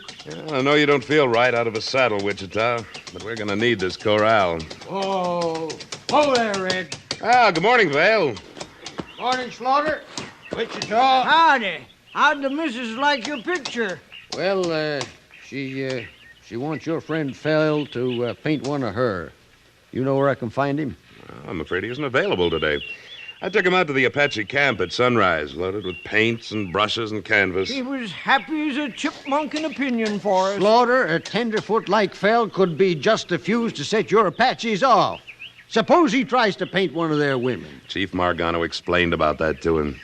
He said, a woman who gazes too long at a reflection in a clear stream forgets her life's purpose. Them Apaches got the right idea about their women folk. I ought to marry one and make her hammer this corral together. What are you building the corral for, Slaughter? So Margano won't steal your Mustangs? Well, for once you came sort of close to trapping me. I'm going to try to improve the range Mustangs with some Morgan breeding stock. I figure there's no use tempting Lasher and his young buck friends way beyond their conception of our property laws. You and your fancy talk about your Apache friends. You don't trust them any more than I do. Sure I do. I just don't expect them to understand a whole new code of ethics overnight. Hey, somebody's sure pounding a lot of leather. Yeah, it sounds... Look, Wichita, it's Fell on that little roan we left out there for him. Well, I never thought a dude like him could ride... Slaughter, he's in trouble. I got it. Steady. Oh, steady. Wichita, help him off. Sure. Wait, Mr. Fell, what happened? Your clothes is ripped. That mare's lathered up like you was going to shave her. Yeah, that's all right, I guess. I saved most of my paints in this canvas. Mr. Slaughter, those Indians are far from friendly. What? They set upon me. The one you call Lasher and another red-skinned blackguard. I told you they'd do it, Slaughter. They'll be coming after us if we don't go after them first. Hold it, Vale. Let's find out what started the trouble. Nothing I did, I assure you. I was painting a portrait of the old chief with his permission. Lasher and this other young buck came up and he took one look and knocked me to the ground. Well, how'd you get away? Well, for the moment, the old man seemed as surprised as I was. This lasher rushed to him, started a jabber in what I assumed was Apache, and I wrenched loose, grabbed what I could, and somehow mounted this horse. Fortunately, the Indians' horses were still hobbled. The miserable, sneaking cowards tried to murder you in cold blood. Don't be too sure. Maybe this was Lasher's idea of a prank. Oh, I doubt that. Lasher's friend, who I eluded with the aid of an elbow to his Adam's apple, was holding a knife to my throat at the same time. Hey, that is a nasty cut on your arm. Well, that was a nasty knife. You'll have to take care of that wound right away. This the picture you were painting? Yes, it's a bit the worse for wear, but I can repaint the smears. Well, that's Margano's profile, all right. Except you made him look almost decent. All right, Slaughter. I'll head for Tombstone and get the men together. What for? What for? To drive those Apaches back to the Chiricahuas. If there's any left when we finish with them. This happened on my property. As soon as I get Fell fixed up, I'll ride out and get the whole story. A white man has been attacked. It doesn't matter whose property it happened on. It's a matter of defending the community now. You listen to me, Vale. You fire a shot or even go near Marcano. Dig sand, men. It's an engineer. Get that stack of rails. Crawl for it. Up there on the rise, a mounted Apache. Vale, don't fire. Try and stop me. I'll have to. Keep his gun for him, Wichita. Oh. Lasher, Stan Slaughter, have you gone loco? I've come from White Eye's picture maker. I will not harm you. Are you alone? I am alone. Then drop that bow and ride to me. Send White Eyes Fell to me. He is our enemy. Enemy? Lasher, either parley like a man or send your father. I warn you, Stan Slaughter. Turn Fell loose or I will come back with my braves and take him. I wouldn't try that. I gave you until the sun is at its highest. Then we'll come back for the White Eyes. We only got till noon, Luke. There's 20 braves in the camp, and plenty of them got rifles. Vale could round up more men than that. But I'm not going to let this turn into war. Luke, did you ever stop to think that maybe you could be wrong about Injuns?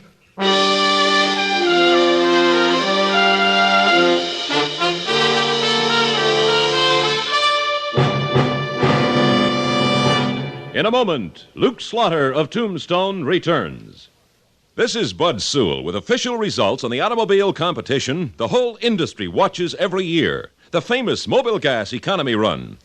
This year's run, 1,883 miles from Los Angeles to Texas, ranging from sea level through mountain passes. And once again, Chrysler Corporation cars took the lion's share of firsts. Plymouth, Chrysler, and Imperial, again this year for the second straight year, winning first place over all other cars in their class in the famous economy run.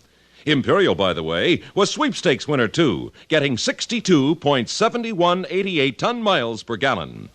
The forward look is a lot more than look. You get a better engine, brawnier brakes, torsion air ride at no extra cost, and winning performance and economy in cars of the forward look from Chrysler Corporation. Take a drive this week in a car of the forward look. Plymouth, Dodge, DeSoto, Chrysler, or the triumphant Imperial. Drive one of America's performance winners from Chrysler Corporation.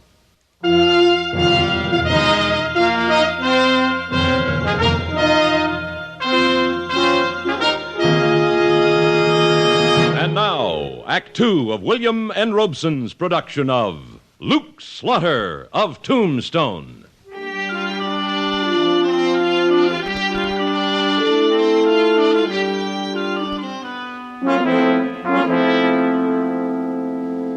Carter Vale came to in a fury. He swore to drive the Apaches back to the mountains.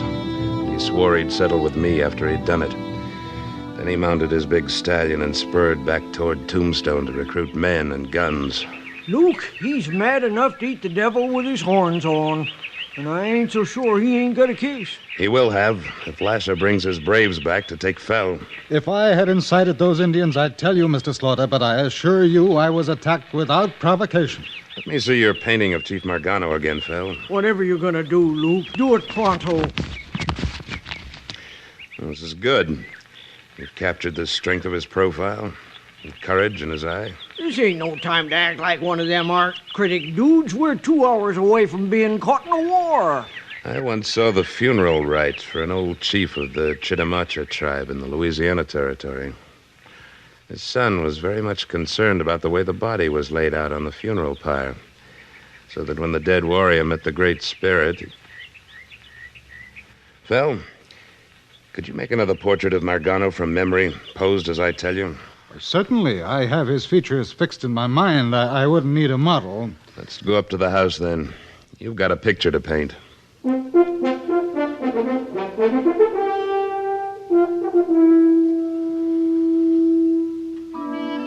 Phil painted a new picture of Margano. We rode for the Apache camp a little before noon. The picture was a gamble, but I had to force a parley or deal with a possible massacre. What if they ambush us? They won't. But you can bet that the Apache scouts are escorting us in. I certainly don't see them. An Apache could hide behind one of your paintbrushes. I wish you'd explain this picture falderall to me. We will, if it turns out I'm right. And if you ain't? And we're all in a game of showdown for mighty big stakes. Now, pull down to a walk now. The camp's just the other side of this wash. Easy now, both of you. Don't let the welcoming committee scare you into a false move. What welcoming committee? I don't see no... Uh-oh. Right out of the mesquite. Oh, boy. Margano and Lasha, wait. White Eyes, come with me. We're all coming. That's the buck who slashed me, Mr. Slaughter. Don't worry. He's acting under Margano's orders now. Appears like we beat Vale here, anyhow. Not by much. See that Indian riding up to the edge of the mesa? Yeah. He's telling Lasha and old Margano something in sign language. White riders coming. Bound to be Vale and the men. Did anyone ever surprise an Apache? Never twice. Plenty far now. Whoa. Whoa there. What? Ooh. Dismount, men. Wichita, unbuckle your belt and let your guns drop, like I'm doing. But you... Do it. Margano, we come in peace. What of the others who ride toward us? I want this young brave in Wichita to ride out and meet them with a white flag. We'll use your shirt for that, Phil. I gotta surrender without even my gun? My chief. Get started, Wichita. And make sure that Vale's men walk their horses into this camp. Sure, all right, Luke. Now, Margano, Lasha, suppose you meet us halfway. We want no parley. Give us White Eyes without a shirt. Lasha, you insult me when you insult my friend. Now walk towards us, both of you. Lasha will avenge his father. Avenge him for what? Your father is just as I saw him this morning. My son says, little man who draws with colored stick, tell lies to Great Spirit about Margano. Your son is wrong. I do not tell lies. You speak with a tongue that has no wisdom. You strike out like a child who can't reason. I am a man. I've killed Zuni warriors and Yaqui warriors. I have told my son that killing can no longer be the way of the Apache. He replies that even white men kill to avenge a wrong. The wise white man and the wise red man make sure a wrong has been done before they kill. Nothing should be decided in the heat of anger. We've parleyed too long. White picture make it tell lies to Great Spirit. Order! You're handling this like a... Hold it right there, Vale. Where are the rest of your men? Where they can cover this place with their guns. If you've crawled your way into a trap. I explained that you sent out the white flag, Luke. And don't ask me to drop my guns. I don't aim to die before I pump some lead myself. We've been having a little talk about hotheads. And now that the place is crawling with them, Mr. Fell and I'll show you how wrong you all are. Margano? Where? Hastine Fell has a gift for you. I am not softened by a gift from one who lies. Fell does not lie. His gift is the rolled white cloth he carries. Give it to your Apache friend, Mr. Fell. Do not touch it, my father. Take it, Margano. It's your likeness. The likeness Hastine Fell had not yet finished when your son so stupidly attacked him. No, do not look upon it. All right, I'll make you look at it. Oh, my own son has told...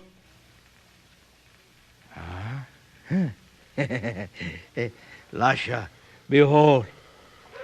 Aye? But This morning the picture had but one eye, but one ear, but half of a mouth. I told you, Lasher. Hastin Fell had not finished. You think that a friend I brought to you would insult your great spirit and your father by drawing him with half a face when he has two eyes as piercing as the eagle's? My people shall remember their chief as they see him here, as Hastin Fell has painted him. Lasher was a fool. I will go from my people and never return. No, Lasher. Your father and your people need you. Today you've become wiser. The best thing now is to, just forget this foolish trouble.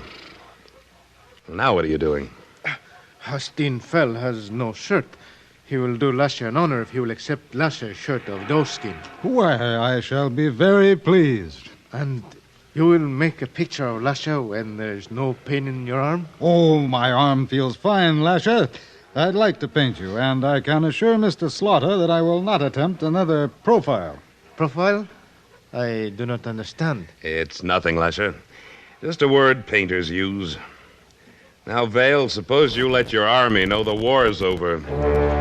As I turned toward Vale, Honton, the other young Apache, was drawing his knife. I leaped for him, but Vale was off his horse in the same instant and hurling himself at me. Slaughter, you fool! Mr. Vale, what'd you punch him for? You think I want him to start a war? Might help him up, Wichita. Anton, you go ahead and throw your knife. What? Well, Anton, It is an evil knife. Evil spirits bewitched it. It harmed a friend. Anton hurls it from him. You see, Luke, he wasn't aiming to harm nobody. You claim to be such an expert on Apache customs, Slaughter. And an expert on hotheads. And now we're square for the punch you landed on me this morning. Right? Right, Vale. I've been spouting about how tolerance and understanding are pretty much the same thing. I guess we both understand a little more about our neighbors. And if your jaw feels like mine, I guess from now on we're going to be a lot more tolerant of each other.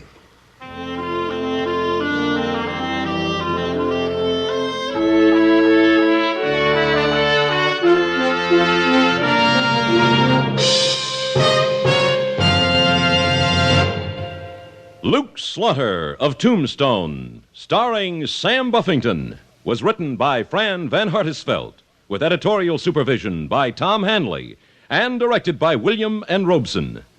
Supporting Mr. Buffington were Junius Matthews, Carl Swenson, Ben Wright, Don Diamond, and Jack Crucian. Music was composed and conducted by Amerigo Marino.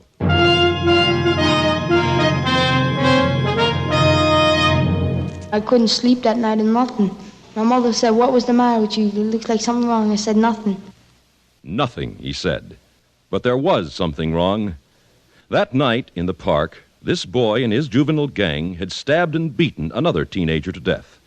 The victim, Michael Farmer, son of a fireman. He was a very courageous, spirited boy. He was athletic. He was an excellent student, and we had great plans for his future. It's a hard thing to realize that there is no future any longer. For Michael Farmer's father, the future is blank. But for the rest of us, what implications does this crime hold? Tomorrow night, on most of these stations, CBS Radio's Unit 1 probes the causes and effects of the brutal New York gang murder for which 4 teenagers have just been tried and convicted. You'll hear gang members, police, parents, all probing for an understanding of the tragedy as Edward R. Murrow narrates Unit 1's penetrating study, Who Killed Michael Farmer? Tomorrow night.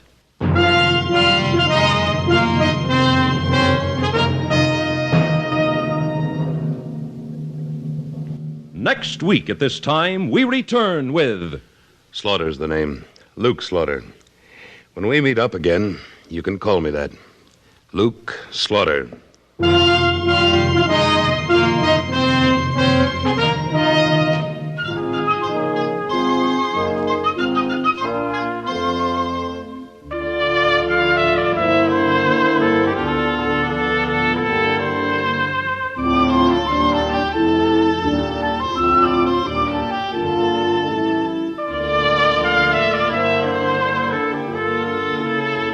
This is the CBS Radio Network.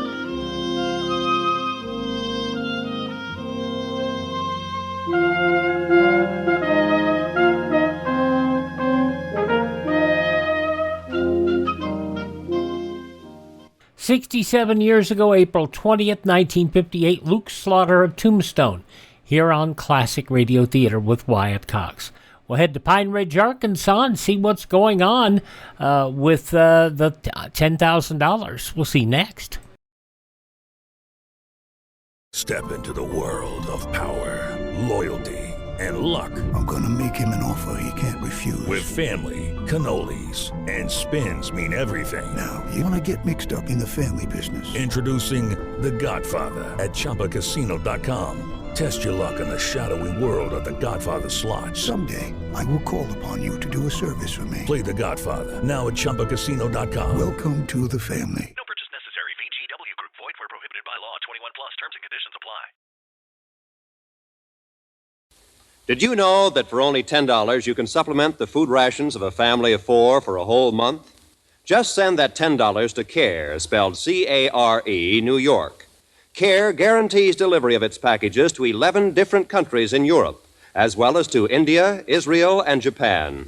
Don't forget to include your name and address and the name and address of the family you want to receive the CARE package, because CARE is a person-to-person, international goodwill service. And learn more by going to care.org. Now let's head to Pine Ridge, Arkansas, and the Jot 'em Down store, see what's going on with Lum and Abner. This episode from 83 years ago, April 20th, 1942. The makers of Alka-Seltzer bring you Lum and Abner.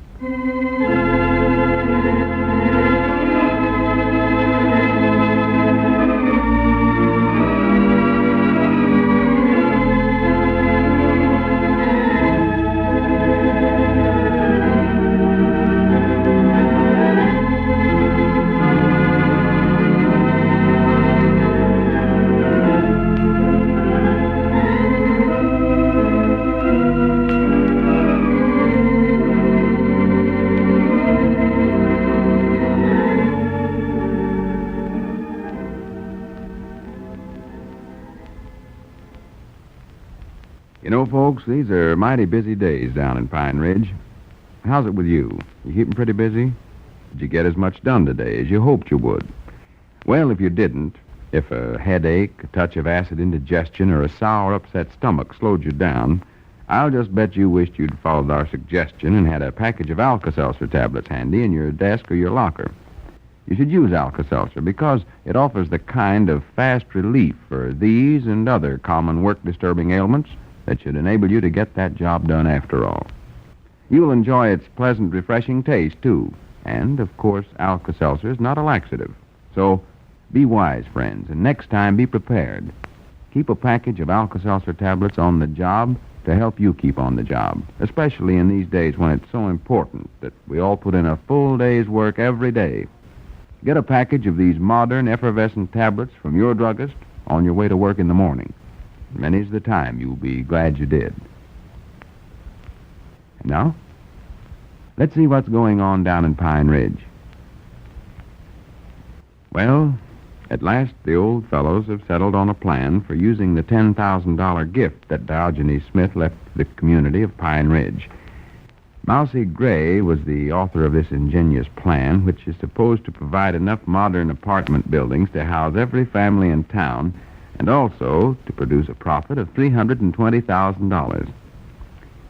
As we look in on the little community today, we find Lum and Abner in their Jot 'em Down store and library. Lum is just answering the phone. Listen. Hello, Jot 'em Down store and library. L. Eddard's apartment house manager speaking. Who made him the manager? Oh, it's you again, Grandpap. Huh? Well, sure, there'd be a rocking chair in each apartment. Grandpap. I told you there'd be a complete furnished apartments all through there. Yes, sir, chairs and tables and lamps. Everything comes with them. Huh? Well, no, you'll have to furnish your own easy slippers. For the land sake. All right. Goodbye, Grandpap. That dog's old Grandpap is sure excited about that apartment building idea, ain't he? Oh, yeah. If everybody's as enthusiastic about it as him, we won't have no trouble at all putting this plan over. Yeah, well, how did he find out about it so quick, Lum? You been telling it to everybody? No, just a few people. They get to see how they felt about it and all. Uh-huh.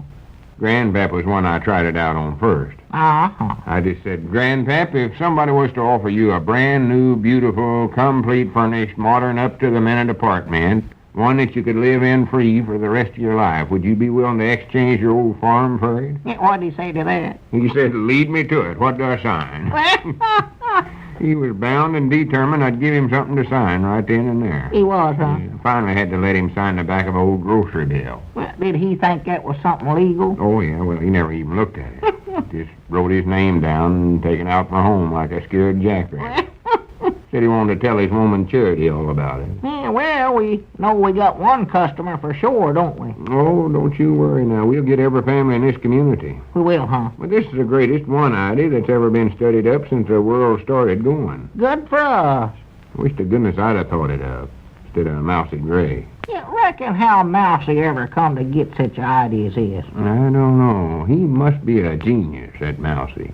Yeah, more likely that's what it is, yeah. And to look at him, you'd never expect he was capable of studying up nothing. No.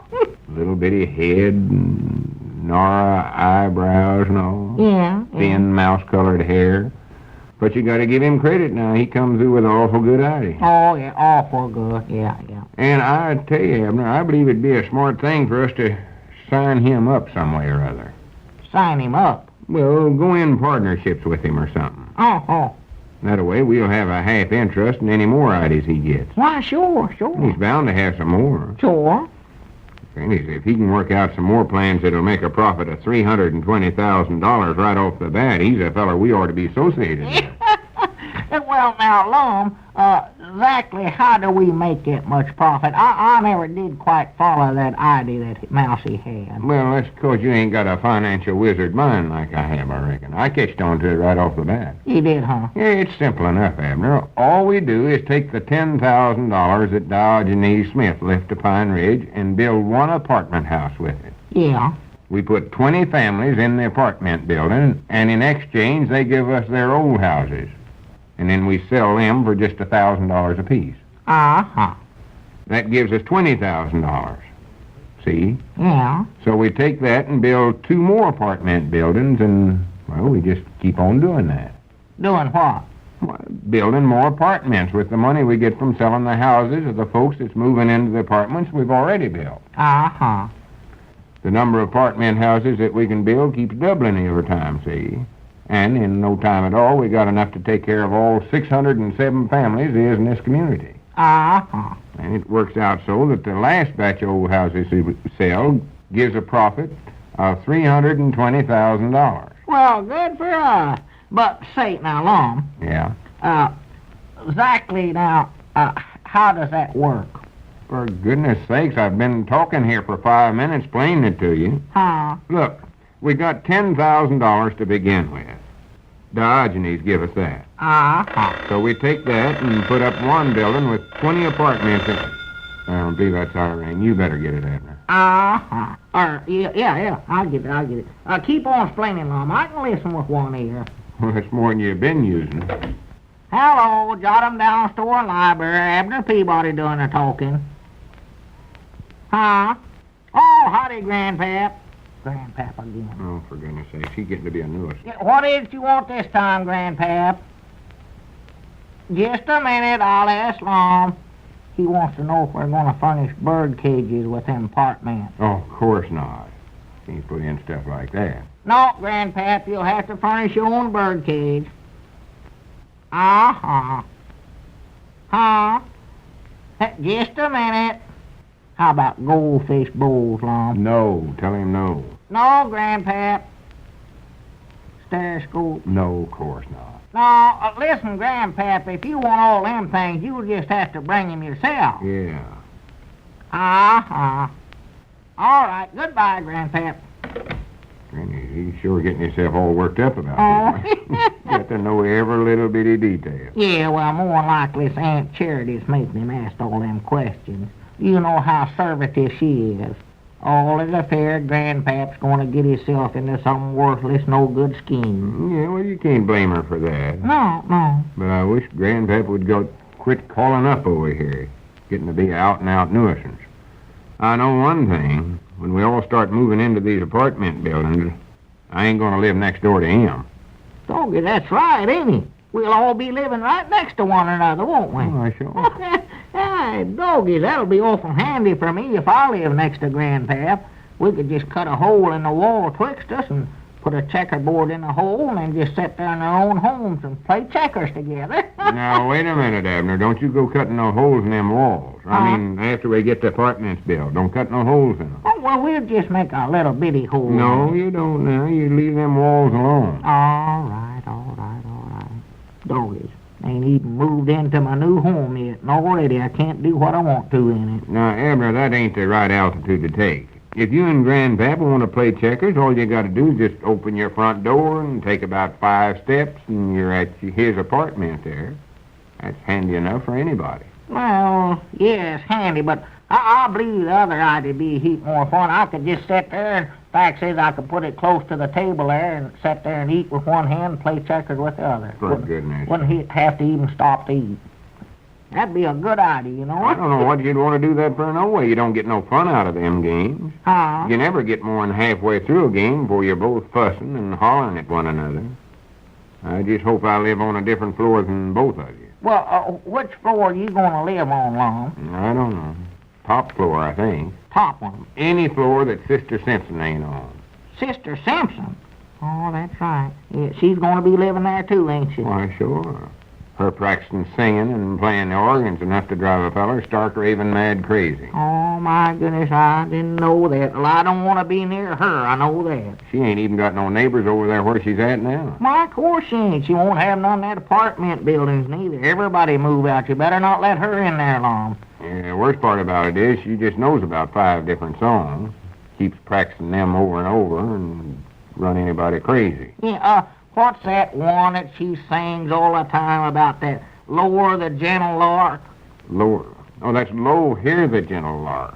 Oh, yeah. I've heard her sing that. Oh, sings it all the time. Yeah, how she expects a body to hear the lark with all that screaming she's doing, I don't know. Oh, couldn't hear nothing that's going on. We might have to build a little small apartment for her, away from the other. Yeah, we better. A long ways away from them. We want everybody to move in, I'll tell you that right now. Might put Walt Bates over there, too, with all them young'uns of his. Oh, yeah, the way that pack of little Bateses run wild, they'll more likely have the building tore down before the paint's dry on it. Not only that, they'd be running up and down them stairs all day long, hooping and hollering and playing Dick Tracy and Hi-Ho Superman and stuff. Oh, sure. Fella could never get no thinking done. They'd keep waking you up. Yeah, then there's that Chadwick Foster. He'll more likely want an upstairs apartment so he can lean out the window and holler at everybody all day long, make them smart-aleck remarks of his.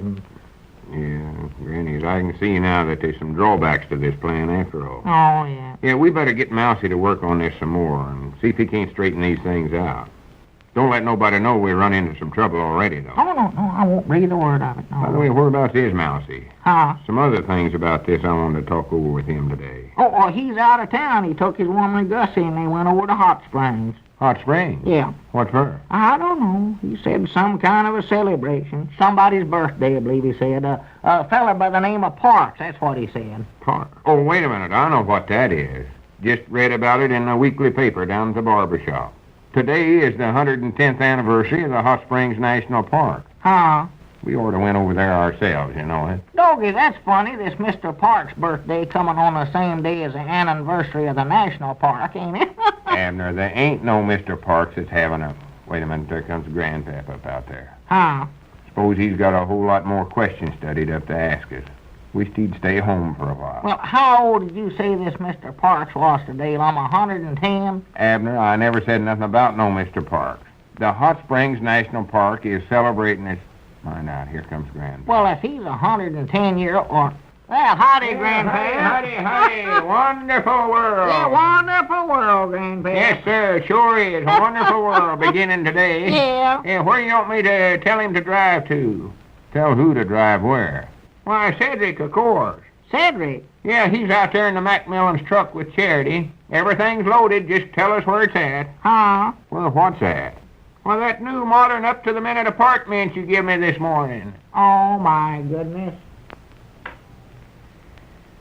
Well, folks, we've just heard Lum and Abner talk about their troubles. Now, let's talk about you and your troubles. If you're troubled with the misery of a cold, give Alka-Seltzer a chance to be your friend in need, will you? It's really surprising how promptly and how pleasantly Alka-Seltzer can ease that dull, stuffed-up, headachy feeling of a cold. Of course, you'll want to take other common-sense measures as well. You'll want to get more rest than usual and eat only light, easily digested foods, dress sensibly, and get ample vitamins daily. But for real relief for much of your distress, start now to take Alka-Seltzer according to the easy-to-follow directions on the package and see how much better it helps you feel.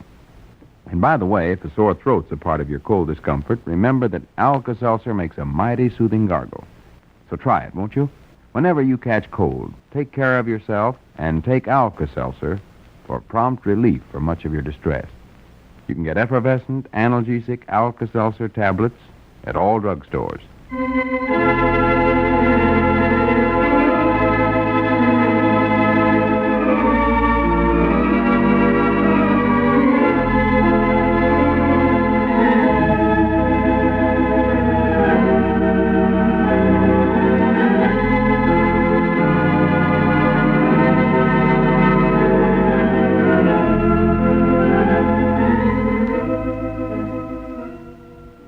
Grandpap's way too excited, isn't he?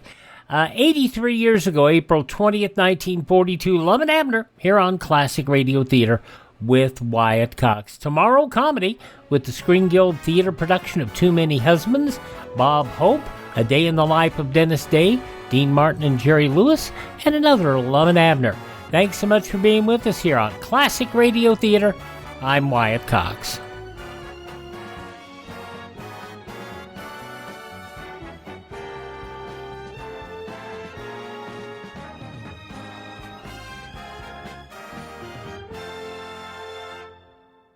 Ryan Seacrest here. When you have a busy schedule, it's important to maximize your downtime. One of the best ways to do that is by going to ChumbaCasino.com. Chumba Casino has all your favorite social casino games like spin slots, bingo, and solitaire that you can play for free for a chance to redeem some serious prizes. So hop on to ChumbaCasino.com now and live the Chumba life. Sponsored by Chumba Casino.